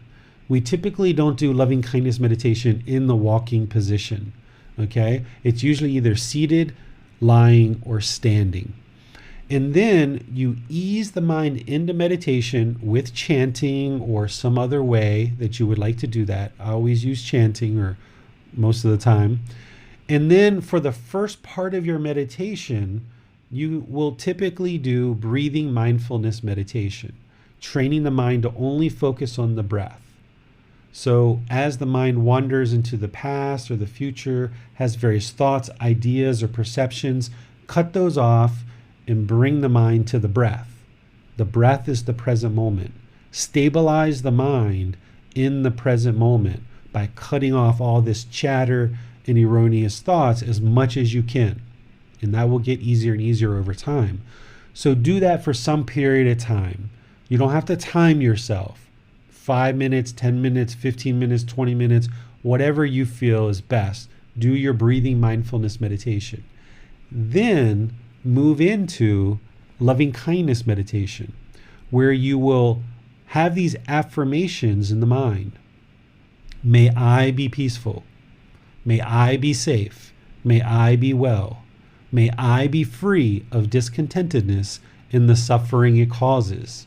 Always start with I, yourself. Okay, you have to have loving kindness for yourself before you can develop it and cultivate it for other people. Okay, so always start with yourself. Then you're going to make progressive rings, getting wider and wider and wider until you get to all beings. Okay, all beings should be your last one, where you encompass everybody. You haven't left anybody out. Because you need to have loving kindness and compassion, this active goodwill for all beings without judgment for all beings, even people who have harmed you in the past, right? You have to let all that resentment go, all those painful feelings go. Here, what I'm sharing is the 3 rings. May I be peaceful, going through those 4 statements. May we be peaceful, going through those 4 statements. May all beings be peaceful. In reality, I very rarely do it this way, but this is kind of like a beginner way to do it.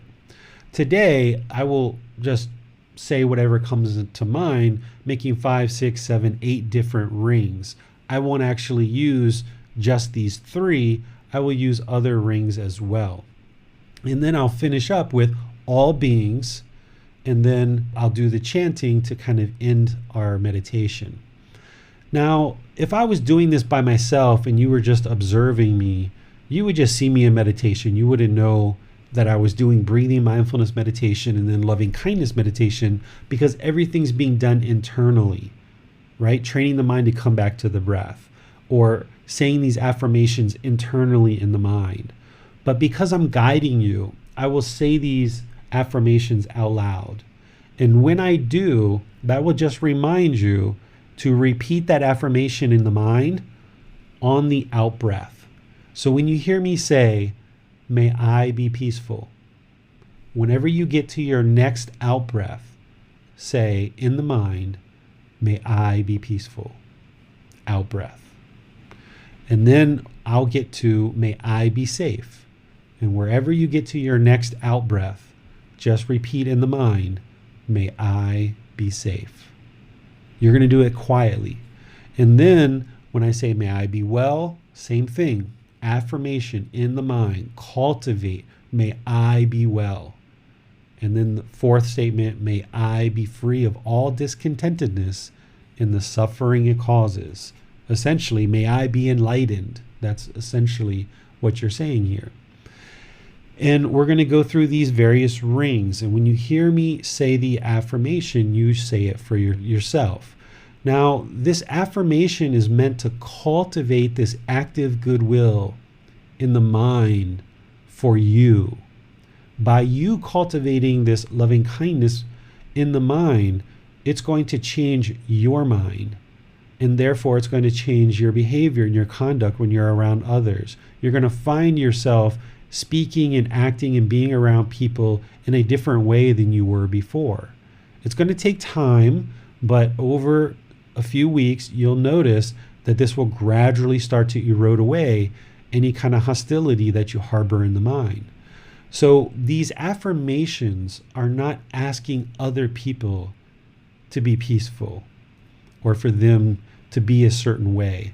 What we're doing is we're cultivating, filling up that gas tank in our mind so that then when we're around others, we will conduct ourselves in a more peaceful way, that we have more active goodwill towards other beings without judgment. Okay? So that's what we're going to do, but I would like to just kind of pause and see if anyone has any questions on what we're going to do before we actually do it. Looks like we're all clear at the moment, David. Okay, so let's go ahead and go into meditation then.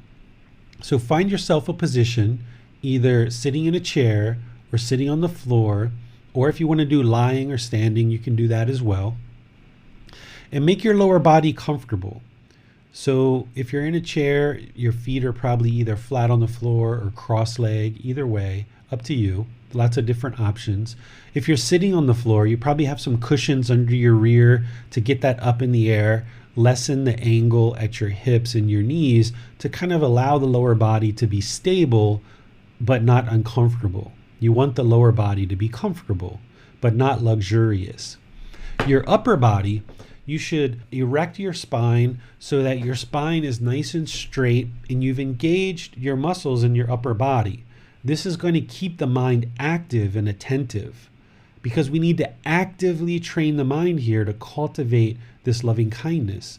And if we kind of slouch, the mind has a tendency to turn off. So you need to activate the mind, keep it attentive and alert by activating the spine and kind of lifting it up and keeping your muscles erect in your upper body.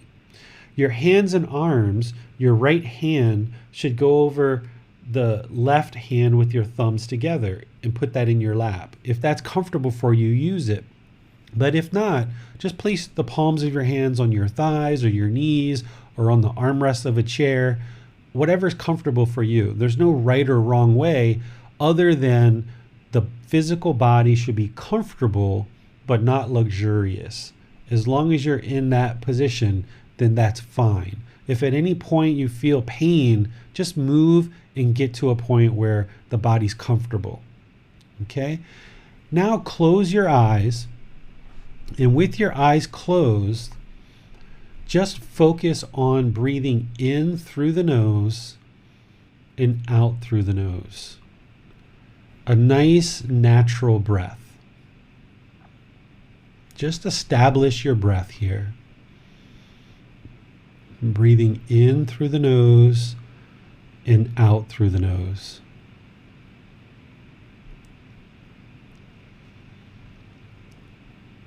I'm going to leave you here with your breath. I'm going to do some chanting, and then I'm going to come back with some guidance for breathing mindfulness meditation. Just focus the mind on the breath.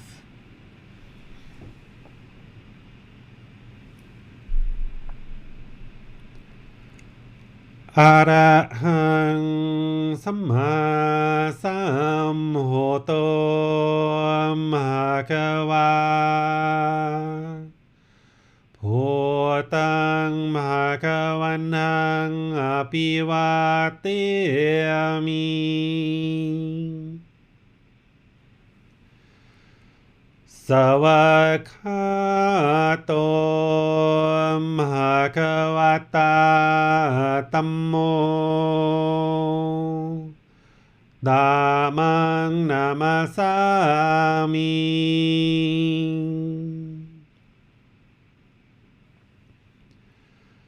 Supatipano Bhagavato Sāvaka Saṅkho Saṅghang Namami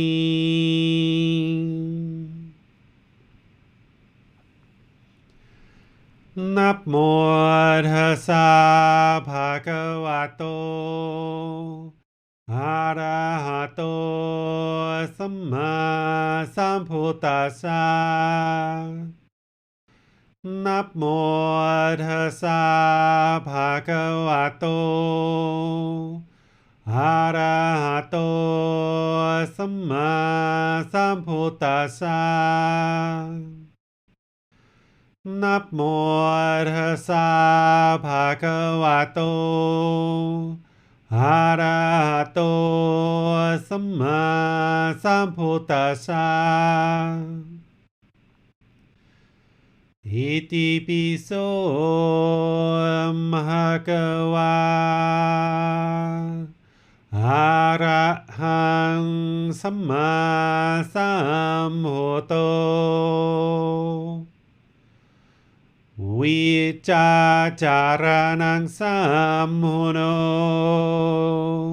sakhato rokavitu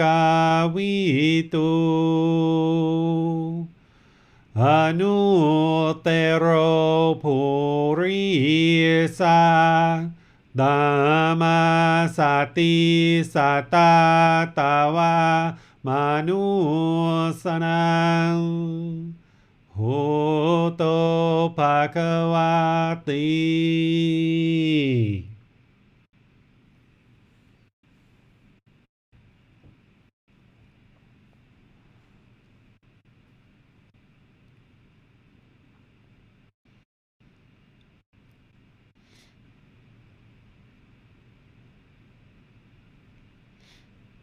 Okay, you should be breathing in through the nose and out through the nose. Nice, natural breath. Don't try to force it. Just observe the breath. Breathing in and out.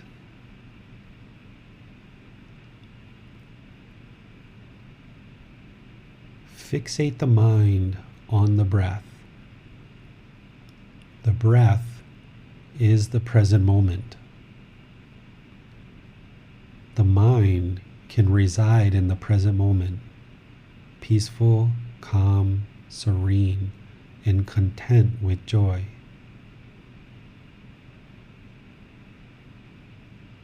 As you're breathing, at any point that you notice the mind going to the past or the future, or there's thoughts, ideas, perceptions, cut those off. Let them go. Bring the mind to the breath. You haven't done anything wrong. No need to feel guilty or shameful. That's just what the unenlightened mind does. It wanders. It doesn't want to just sit still in the present moment. But now you're training the mind to come into the present moment, focused on the breath. The breath is your anchor, training the mind to let go, let go, let go, so that you can control the mind. As time goes on, many days, weeks, months, the mind will have more and more control. So wherever you notice it wandering, just cut it off, let it go, and bring the mind to the breath. Don't let it hold on to those thoughts. I'm not even interested in you holding on to my voice. This is an independent practice where you need to train the mind based on the body, the mind, and the breath. So I'm going to be quiet for a while and just let you focus on the breath. The breath is the anchor, the present moment. You have nowhere to go. There's nothing to do. No one needs you right now. This is your time to train the mind. Focus on the breath.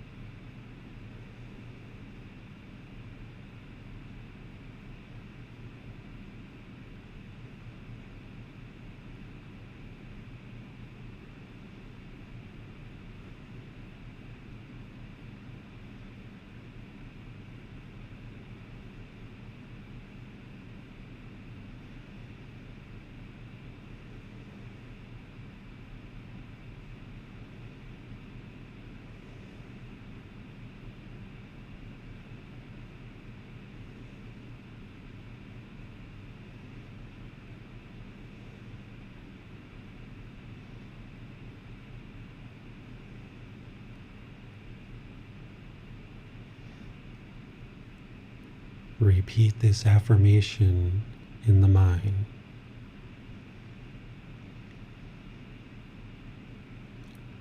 On your out-breath, repeat, may I be peaceful.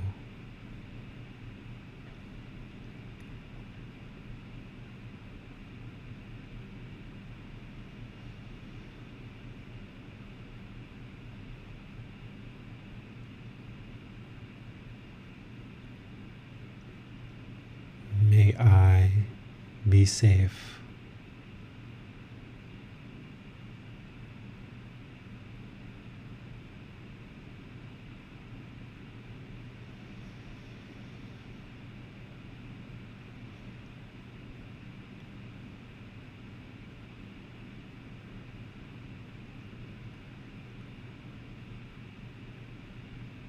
May I be well.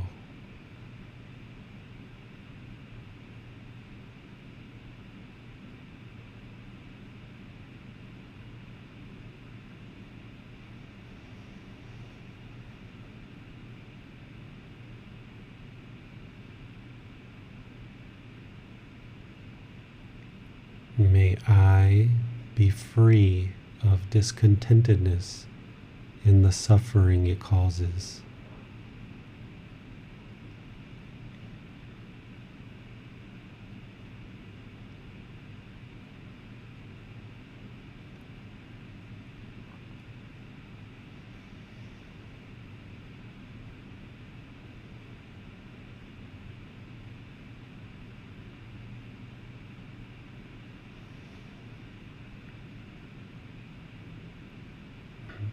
May we be peaceful.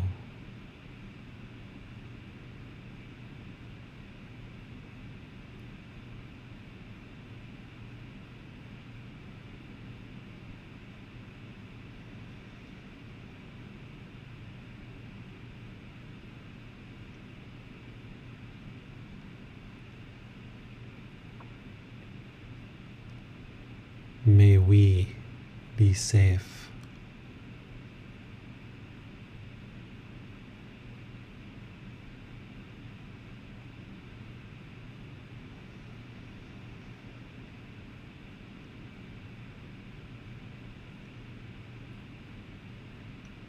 May we be well.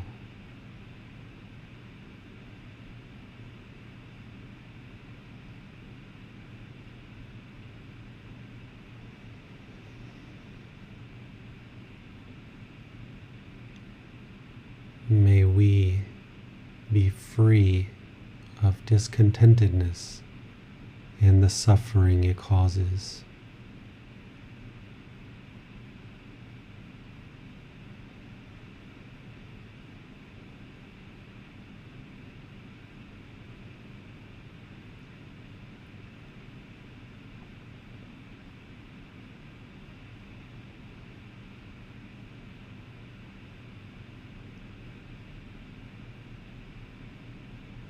May all those who have harmed me be peaceful.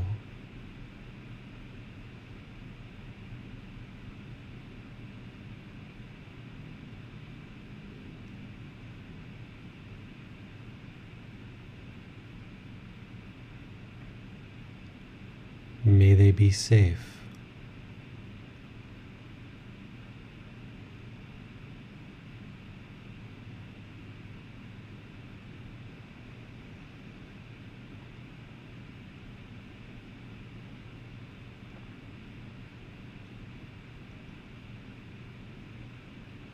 May they be well.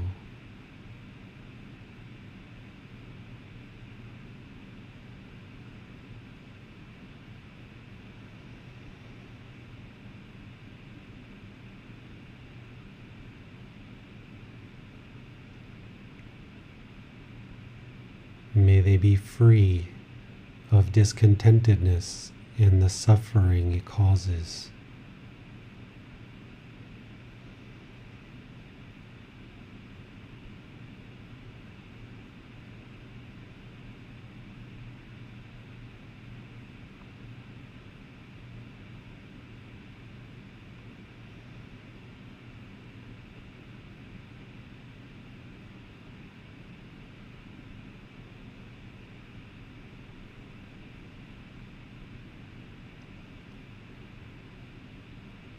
May all those who have hatred, anger, or ill will towards me be peaceful.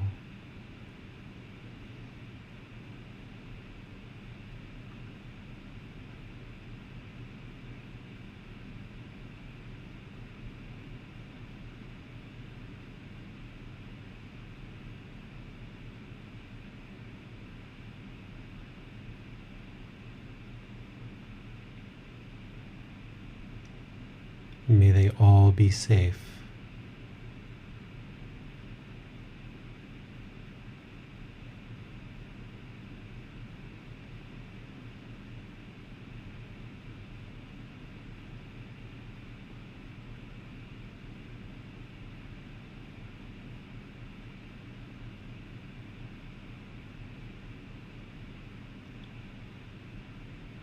May they be well.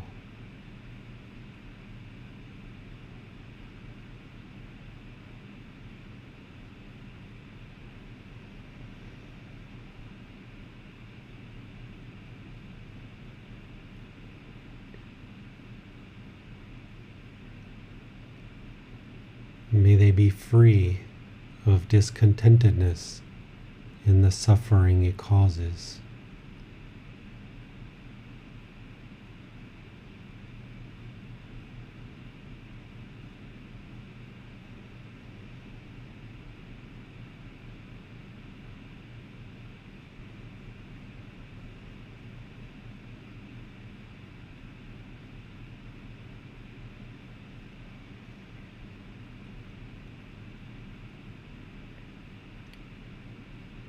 May all those whom I've harmed, may they be peaceful.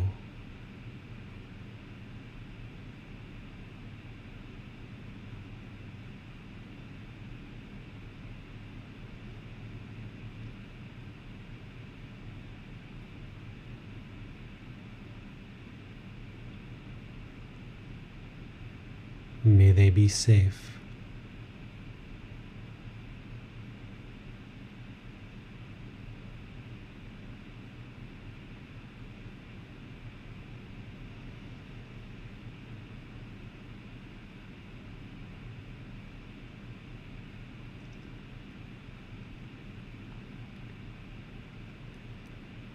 May they be well.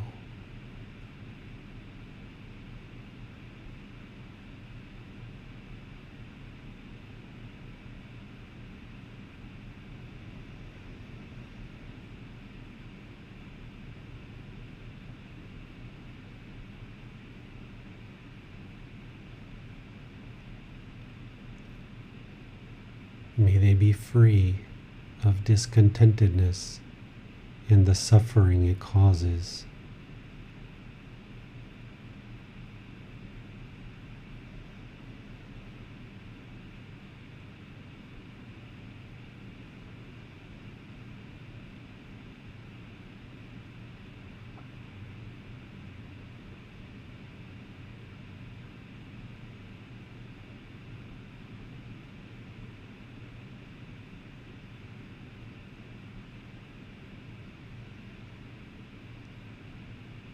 May all those that I harbor hatred, anger, or ill will for, may they all be peaceful.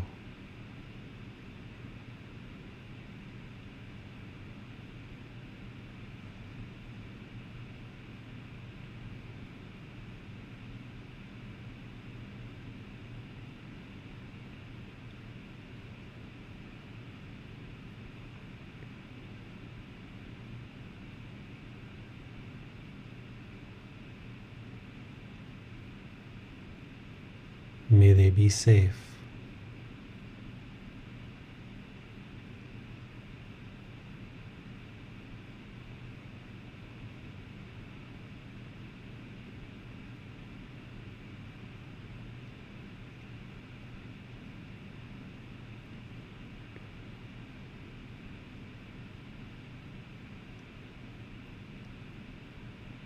May they be well.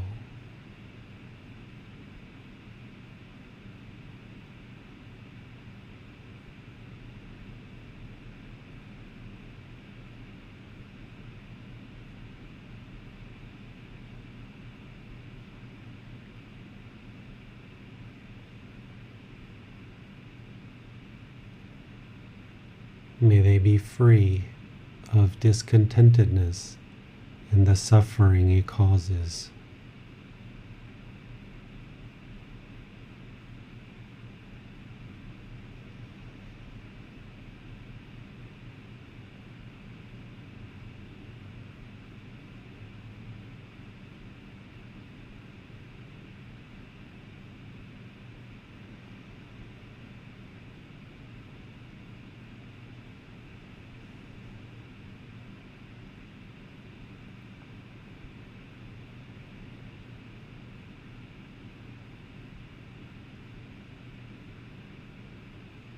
May all those whom I see and speak with regularly, may they all be peaceful.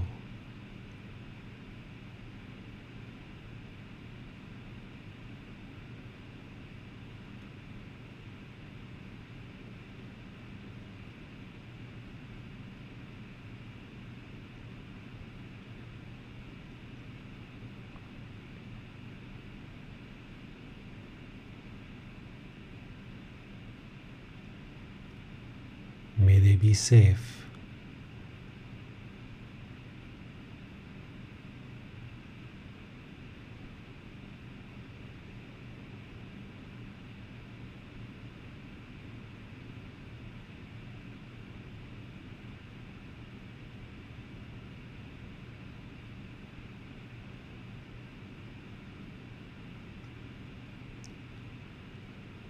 May they be well.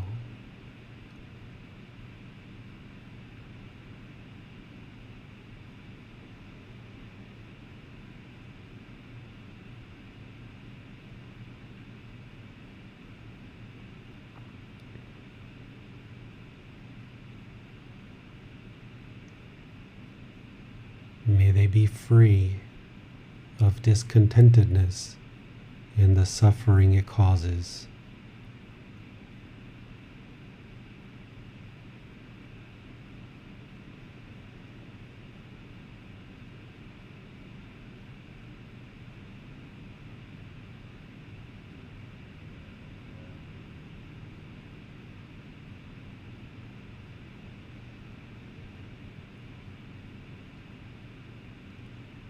May all those whom I will meet someday,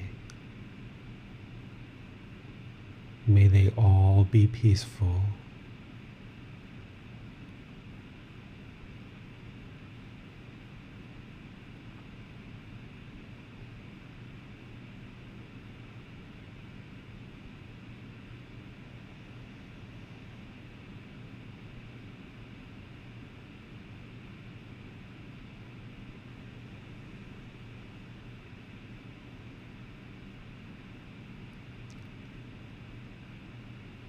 May they be safe.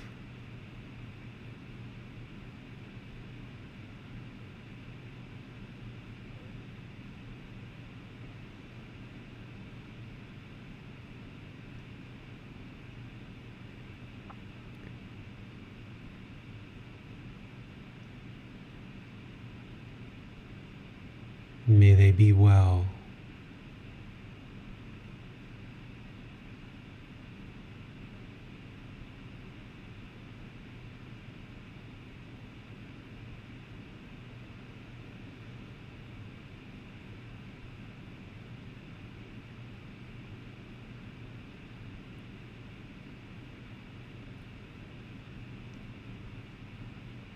May they be free of discontentedness and the suffering it causes.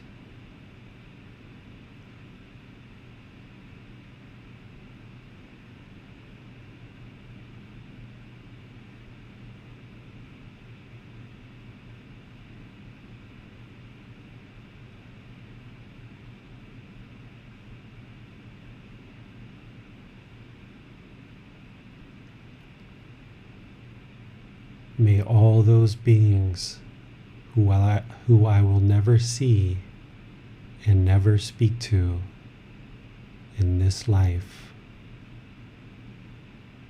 may they all be peaceful.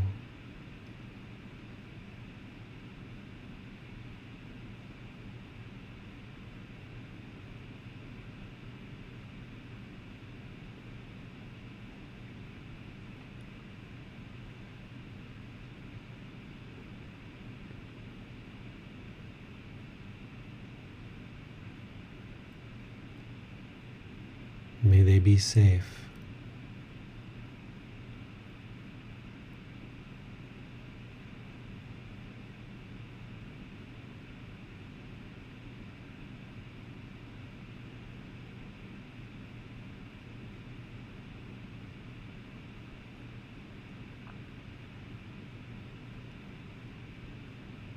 May they be well.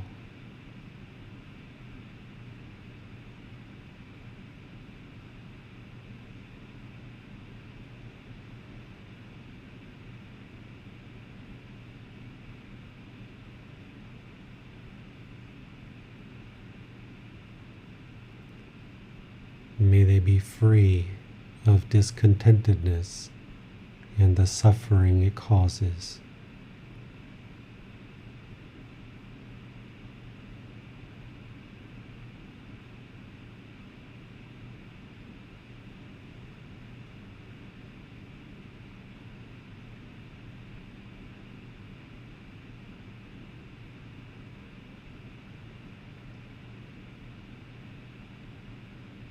May all beings, no matter where they reside, on this planet or some other planet, far, far beyond, may all beings be peaceful.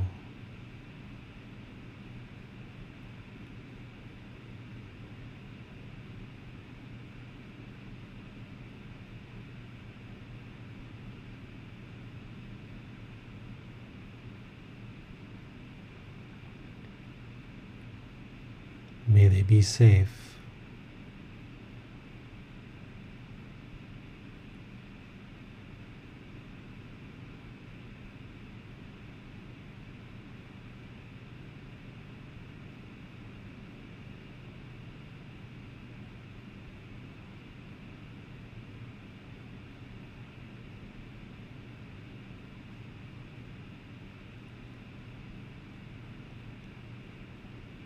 May they be well.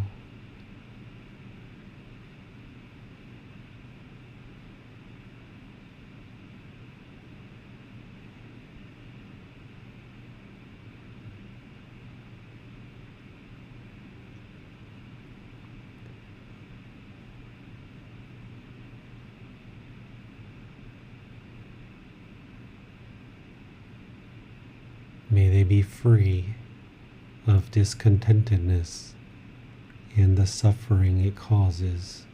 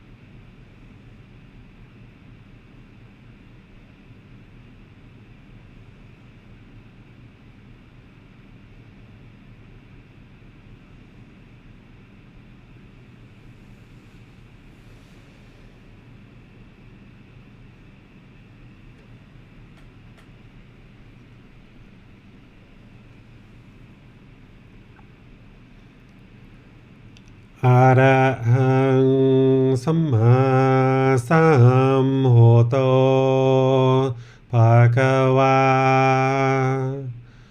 โหตังมหาคะวันนังอภิวาเทมิ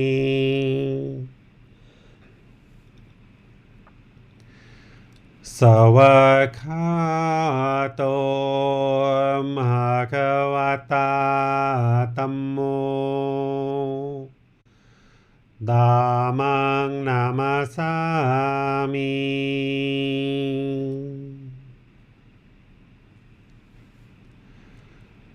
สุปฏิปันโนภะคะวะโตสาวกสังโฆสังฆังนามามิ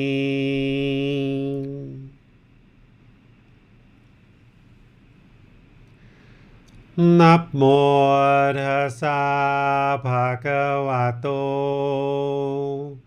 อะระหะโตสัมมาสัมพุทธัสสะนะโมตัสสะภะคะวะโตอะระหะโตสัมมาสัมพุทธัสสะนะโมตัสสะภะคะวะโตอะระหะโตสัมมาสัมพุทธัสสะ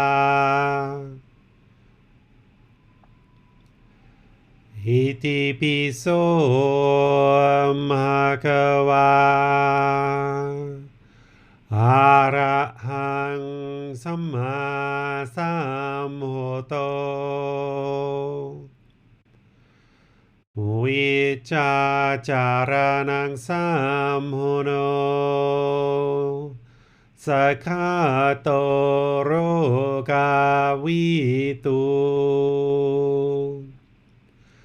อนุเตโรภูริสาตามาสติสัตตาตาวามานุสนังพุทโธภะคะวะติ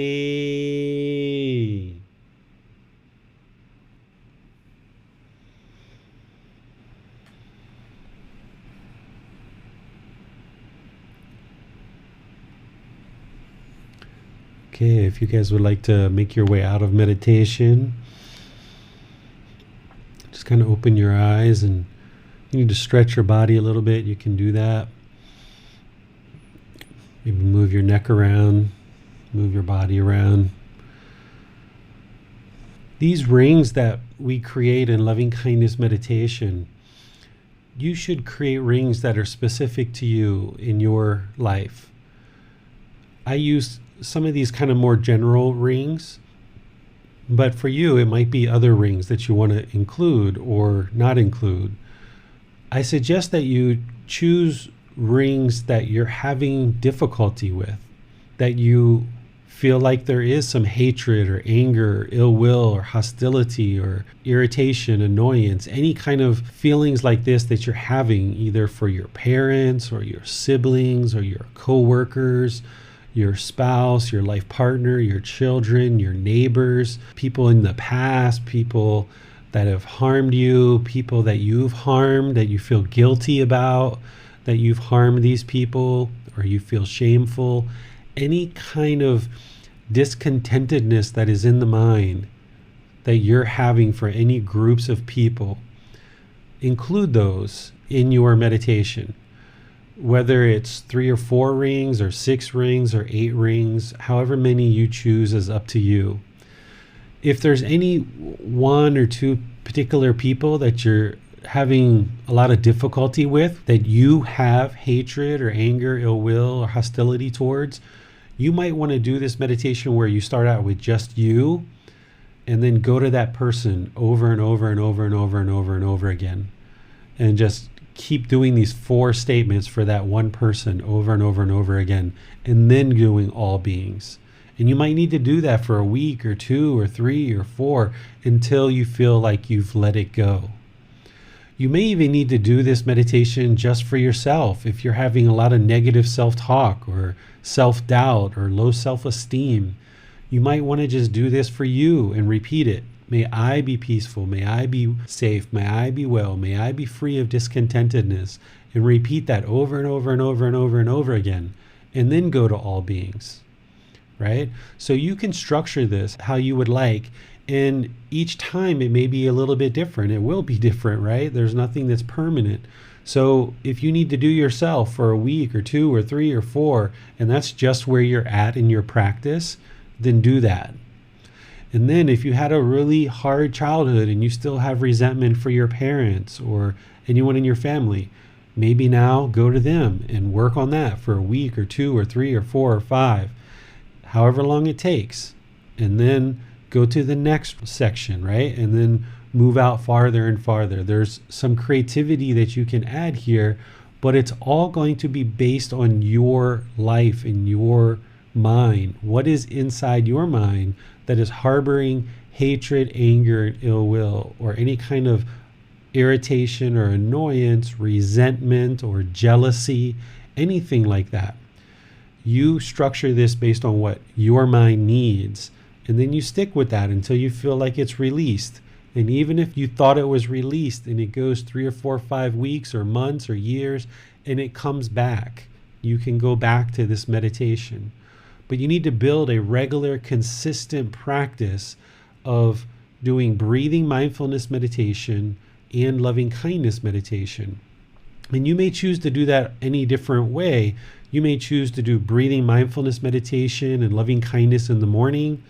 Maybe in the evening, you just do breathing mindfulness meditation.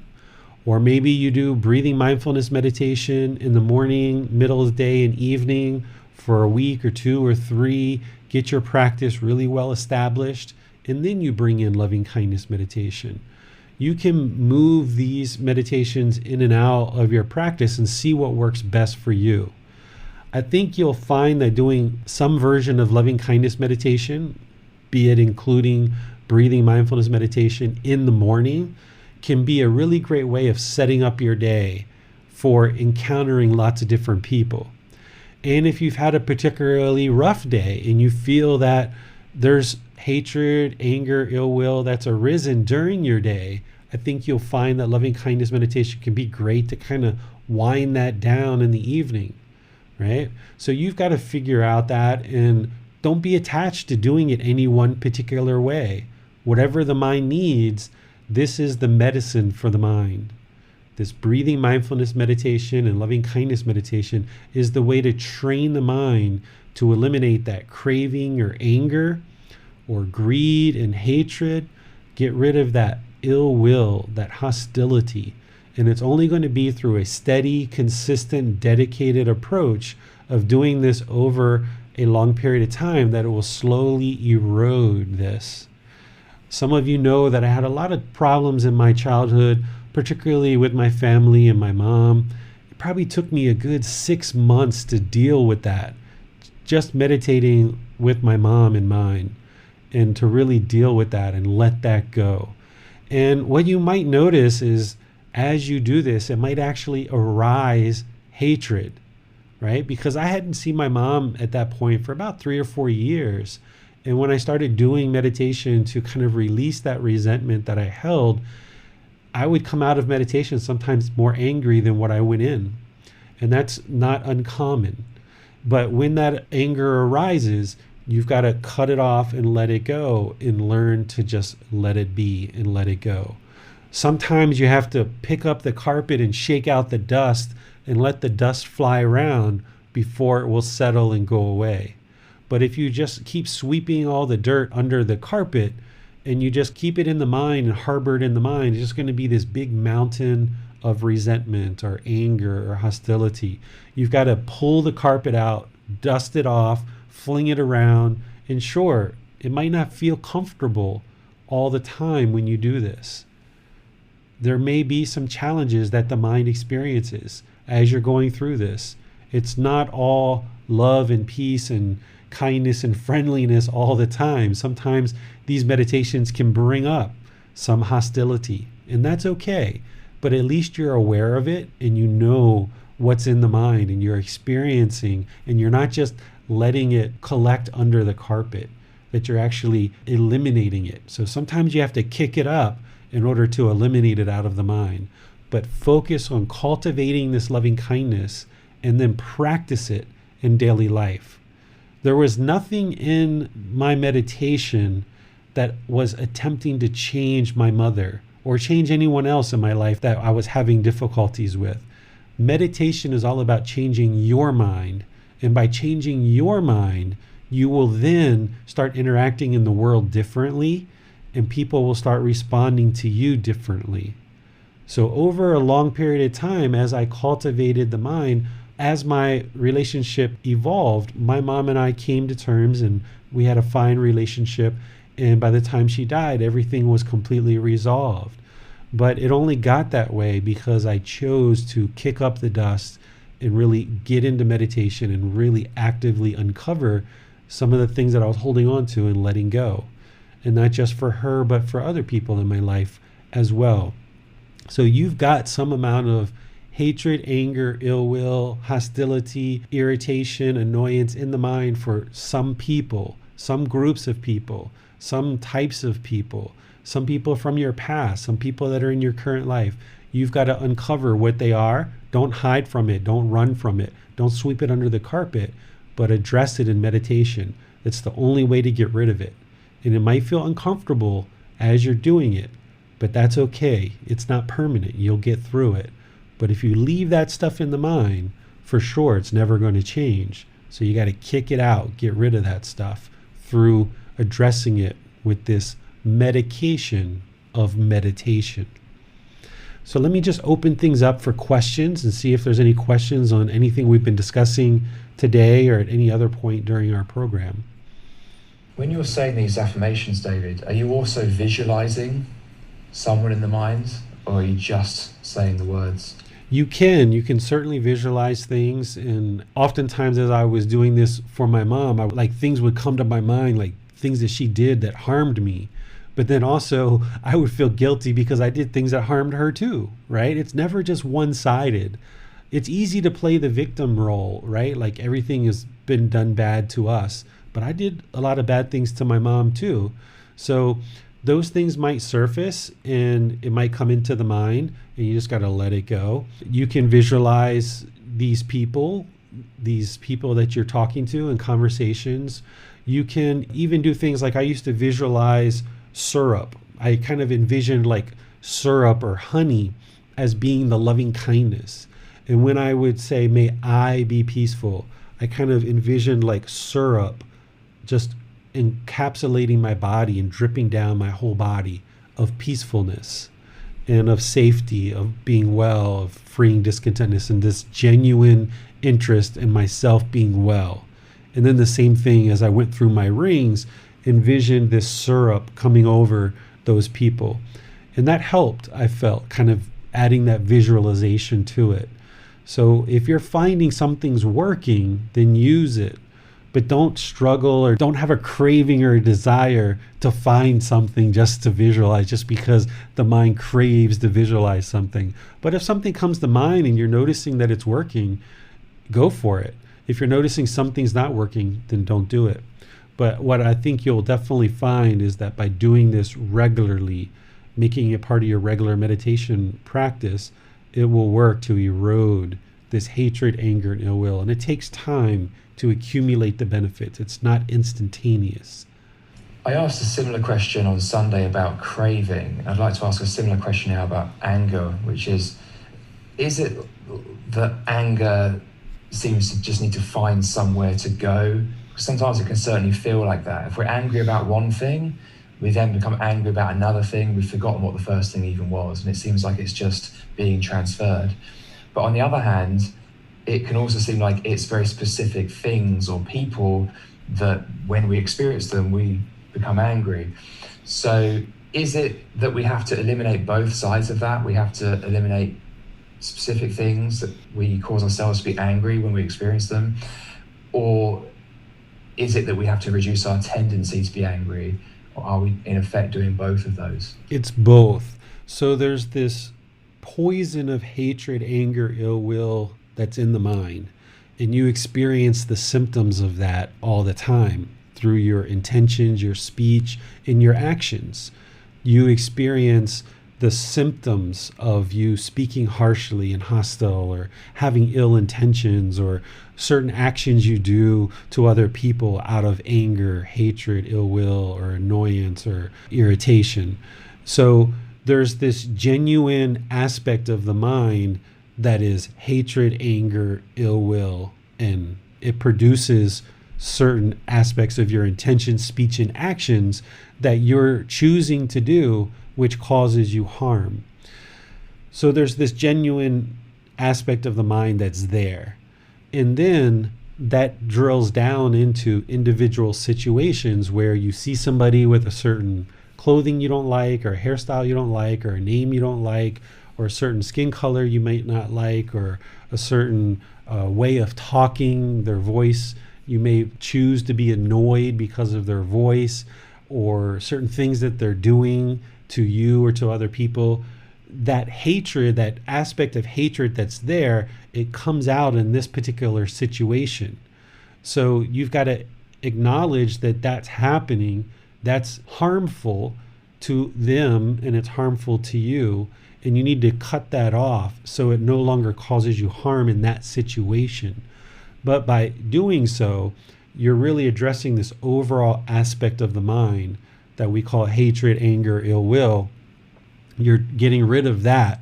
And then you'll see that the mind will have less of a tendency for these individual situations to occur.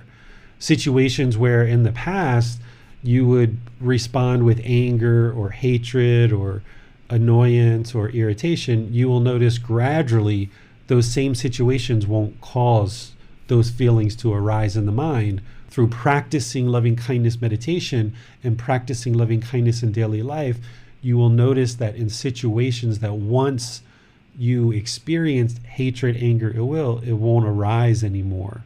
But there's going to be this transitionary period where before you were totally unaware of this stuff and you were just struggling through life. Now you're becoming aware of it and you're actively doing something about it. But you're not going to be able to snap your fingers and change it instantly. So, but at least now you're aware of it and you're actively doing something to combat it and address it. And now the mind's going to slowly transition over to the point where it will completely be eradicated 100%, and you'll be able to be loving and kind and have this active goodwill without judgment in all situations. But you're kind of plucking each one of these at a time and kind of knocking it down more and more. What you'll notice is typically situations where you have no attachments, where there are no cravings, where there is no deep relationship, where there is craving, desire, attachment, you'll notice that it's probably easier to have loving kindness, active goodwill without judgment in those situations, because there is no craving or yearning or longing or desire, this strong eagerness. But in situations where it's either your parents or your life partner or your children or close friends or close coworkers, it may be harder for you in these relationships to cultivate this active goodwill, depending on what your previous experiences have been in those relationships. So as you knock down this craving, desire, attachment, it will actually make it easier for the loving kindness to come through in your relationships. But you're really working on these two independently as overall aspects that are in the mind, and the individual situations, you need to identify it and eliminate those as well. That's great. Okay, thank you very much, David. We have no more questions. Sure. One thing I'll add to that too, Max, is if you become very aware of relationships that you have hatred, anger, ill will in, and you're doing meditation on those regularly, let's just say it's a coworker and you know that that's what you're working on. Well, one of the things you can do to kind of get ahead of the curve is if you're going into a meeting where you know this coworker is, or you need to go talk to this coworker about a particular task or a project, you can kind of prepare the mind ahead of time and kind of know that you're vitally aware that, yeah, you have hatred and anger towards this person, and maybe they have it for you too, but that's their practice. But if you're going to approach either in a meeting or an individual one-on-one conversation or an email or whatever it is, just really work at making sure you're practicing active goodwill towards all beings without judgment, this loving kindness. So rather than kind of what we might have done before learning these teachings, which is just haphazardly walk through life, think that everyone's causing our discontentedness, they're the ones who are making me angry, they're wrong, I'm right, they just got to do things the right way and I'll stop being angry.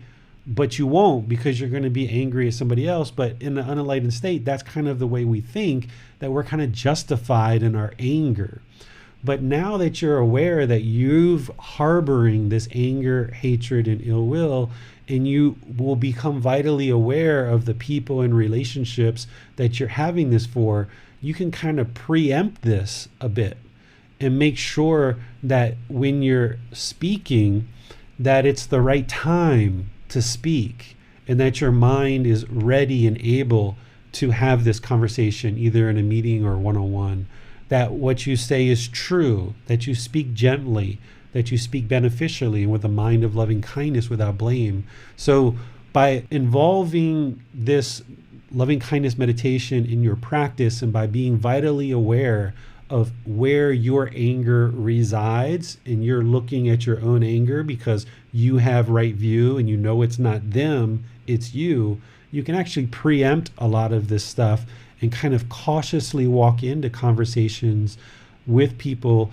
that you know you're harboring anger for, and just really work really hard at dissipating that.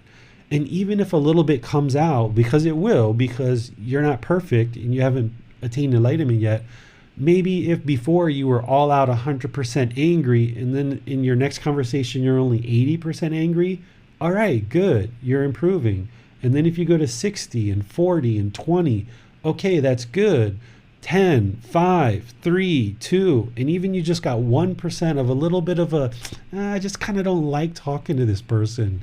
It just doesn't feel right. Still work on that 1% and get rid of it and eliminate it, because it's not serving any good, wholesome purpose.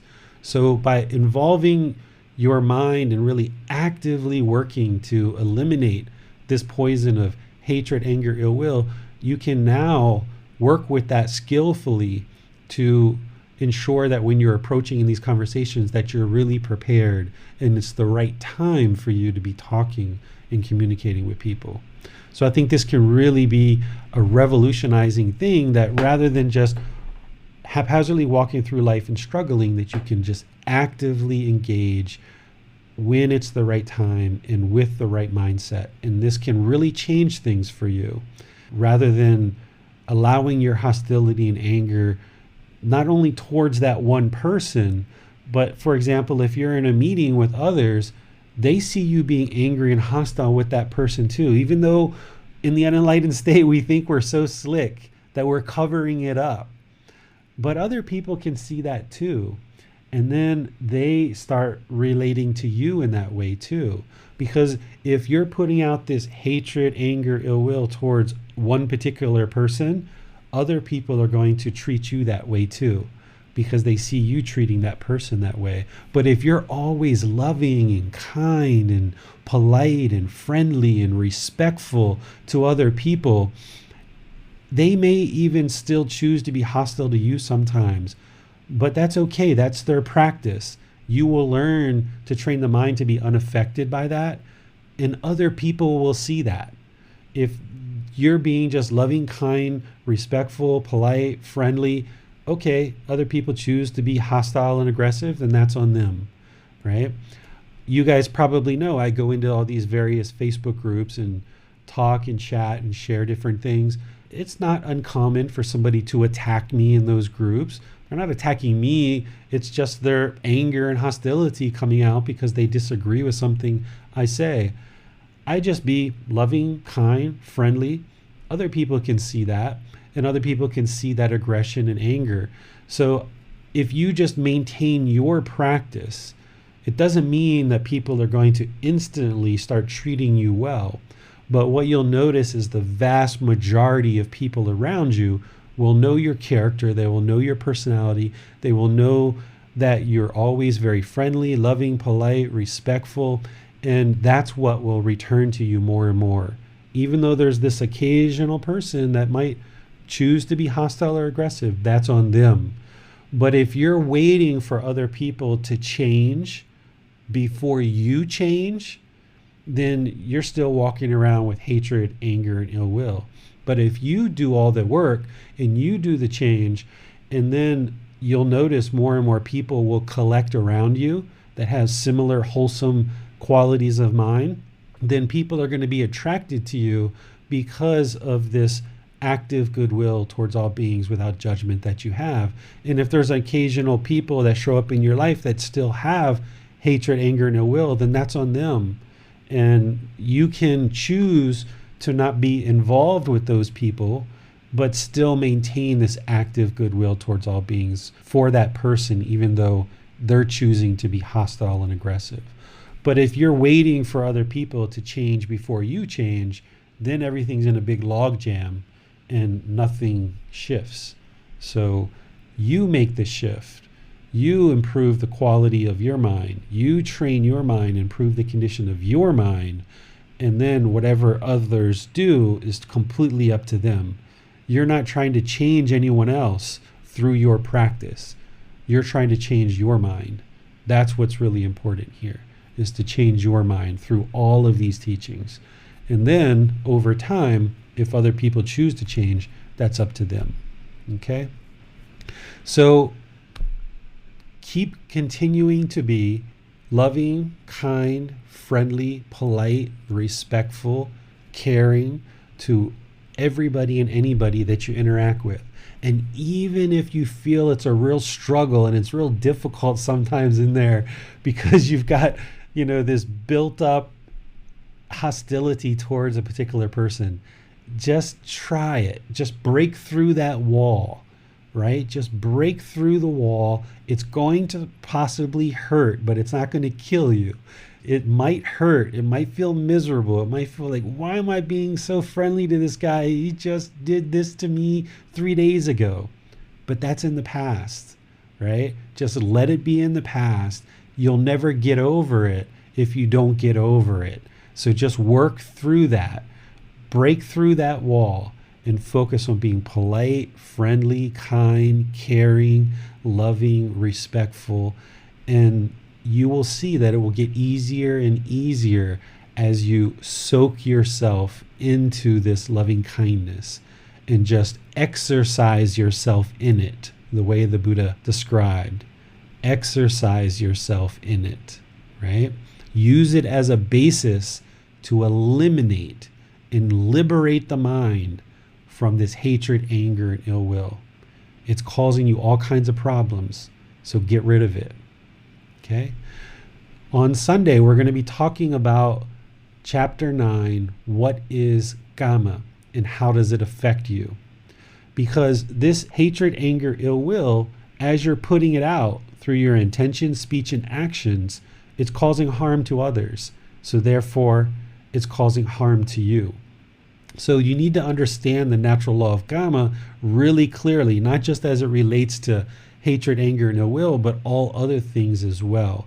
So we're going to explore Chapter 9 on Sunday, and then next Wednesday, we're going to do chanting, keep our normal rotation of breathing mindfulness meditation, loving kindness meditation, and chanting. We rotate those every 3 weeks. So in the meantime, keep learning, keep studying, read the book, listen to the audiobook, watch the videos, podcasts, quizzes, all the different ways that you can learn. Feel free to reach out to me through posting something in Facebook or private messaging or scheduling a personal session to talk by audio or video, and I will help you. And gradually and slowly, you can transform these 3 poisons into the wholesome roots. Applying these antidotes, you can now have generosity, you can have loving kindness, and you can have wisdom, because this craving, anger, and ignorance isn't doing anything for you. So we got to get rid of all of that and bring in the generosity, the loving kindness, and the wisdom. So until next time, have a wonderful day, and we'll see you on Sunday at 9 o'clock Thai time. Sawadee krap.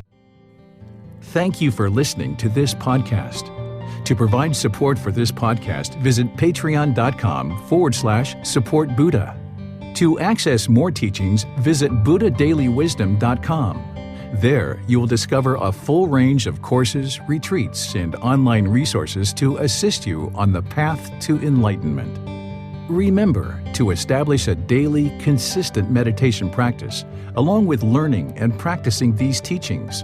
A well-developed meditation practice is the foundation in which to train the mind to attain enlightenment.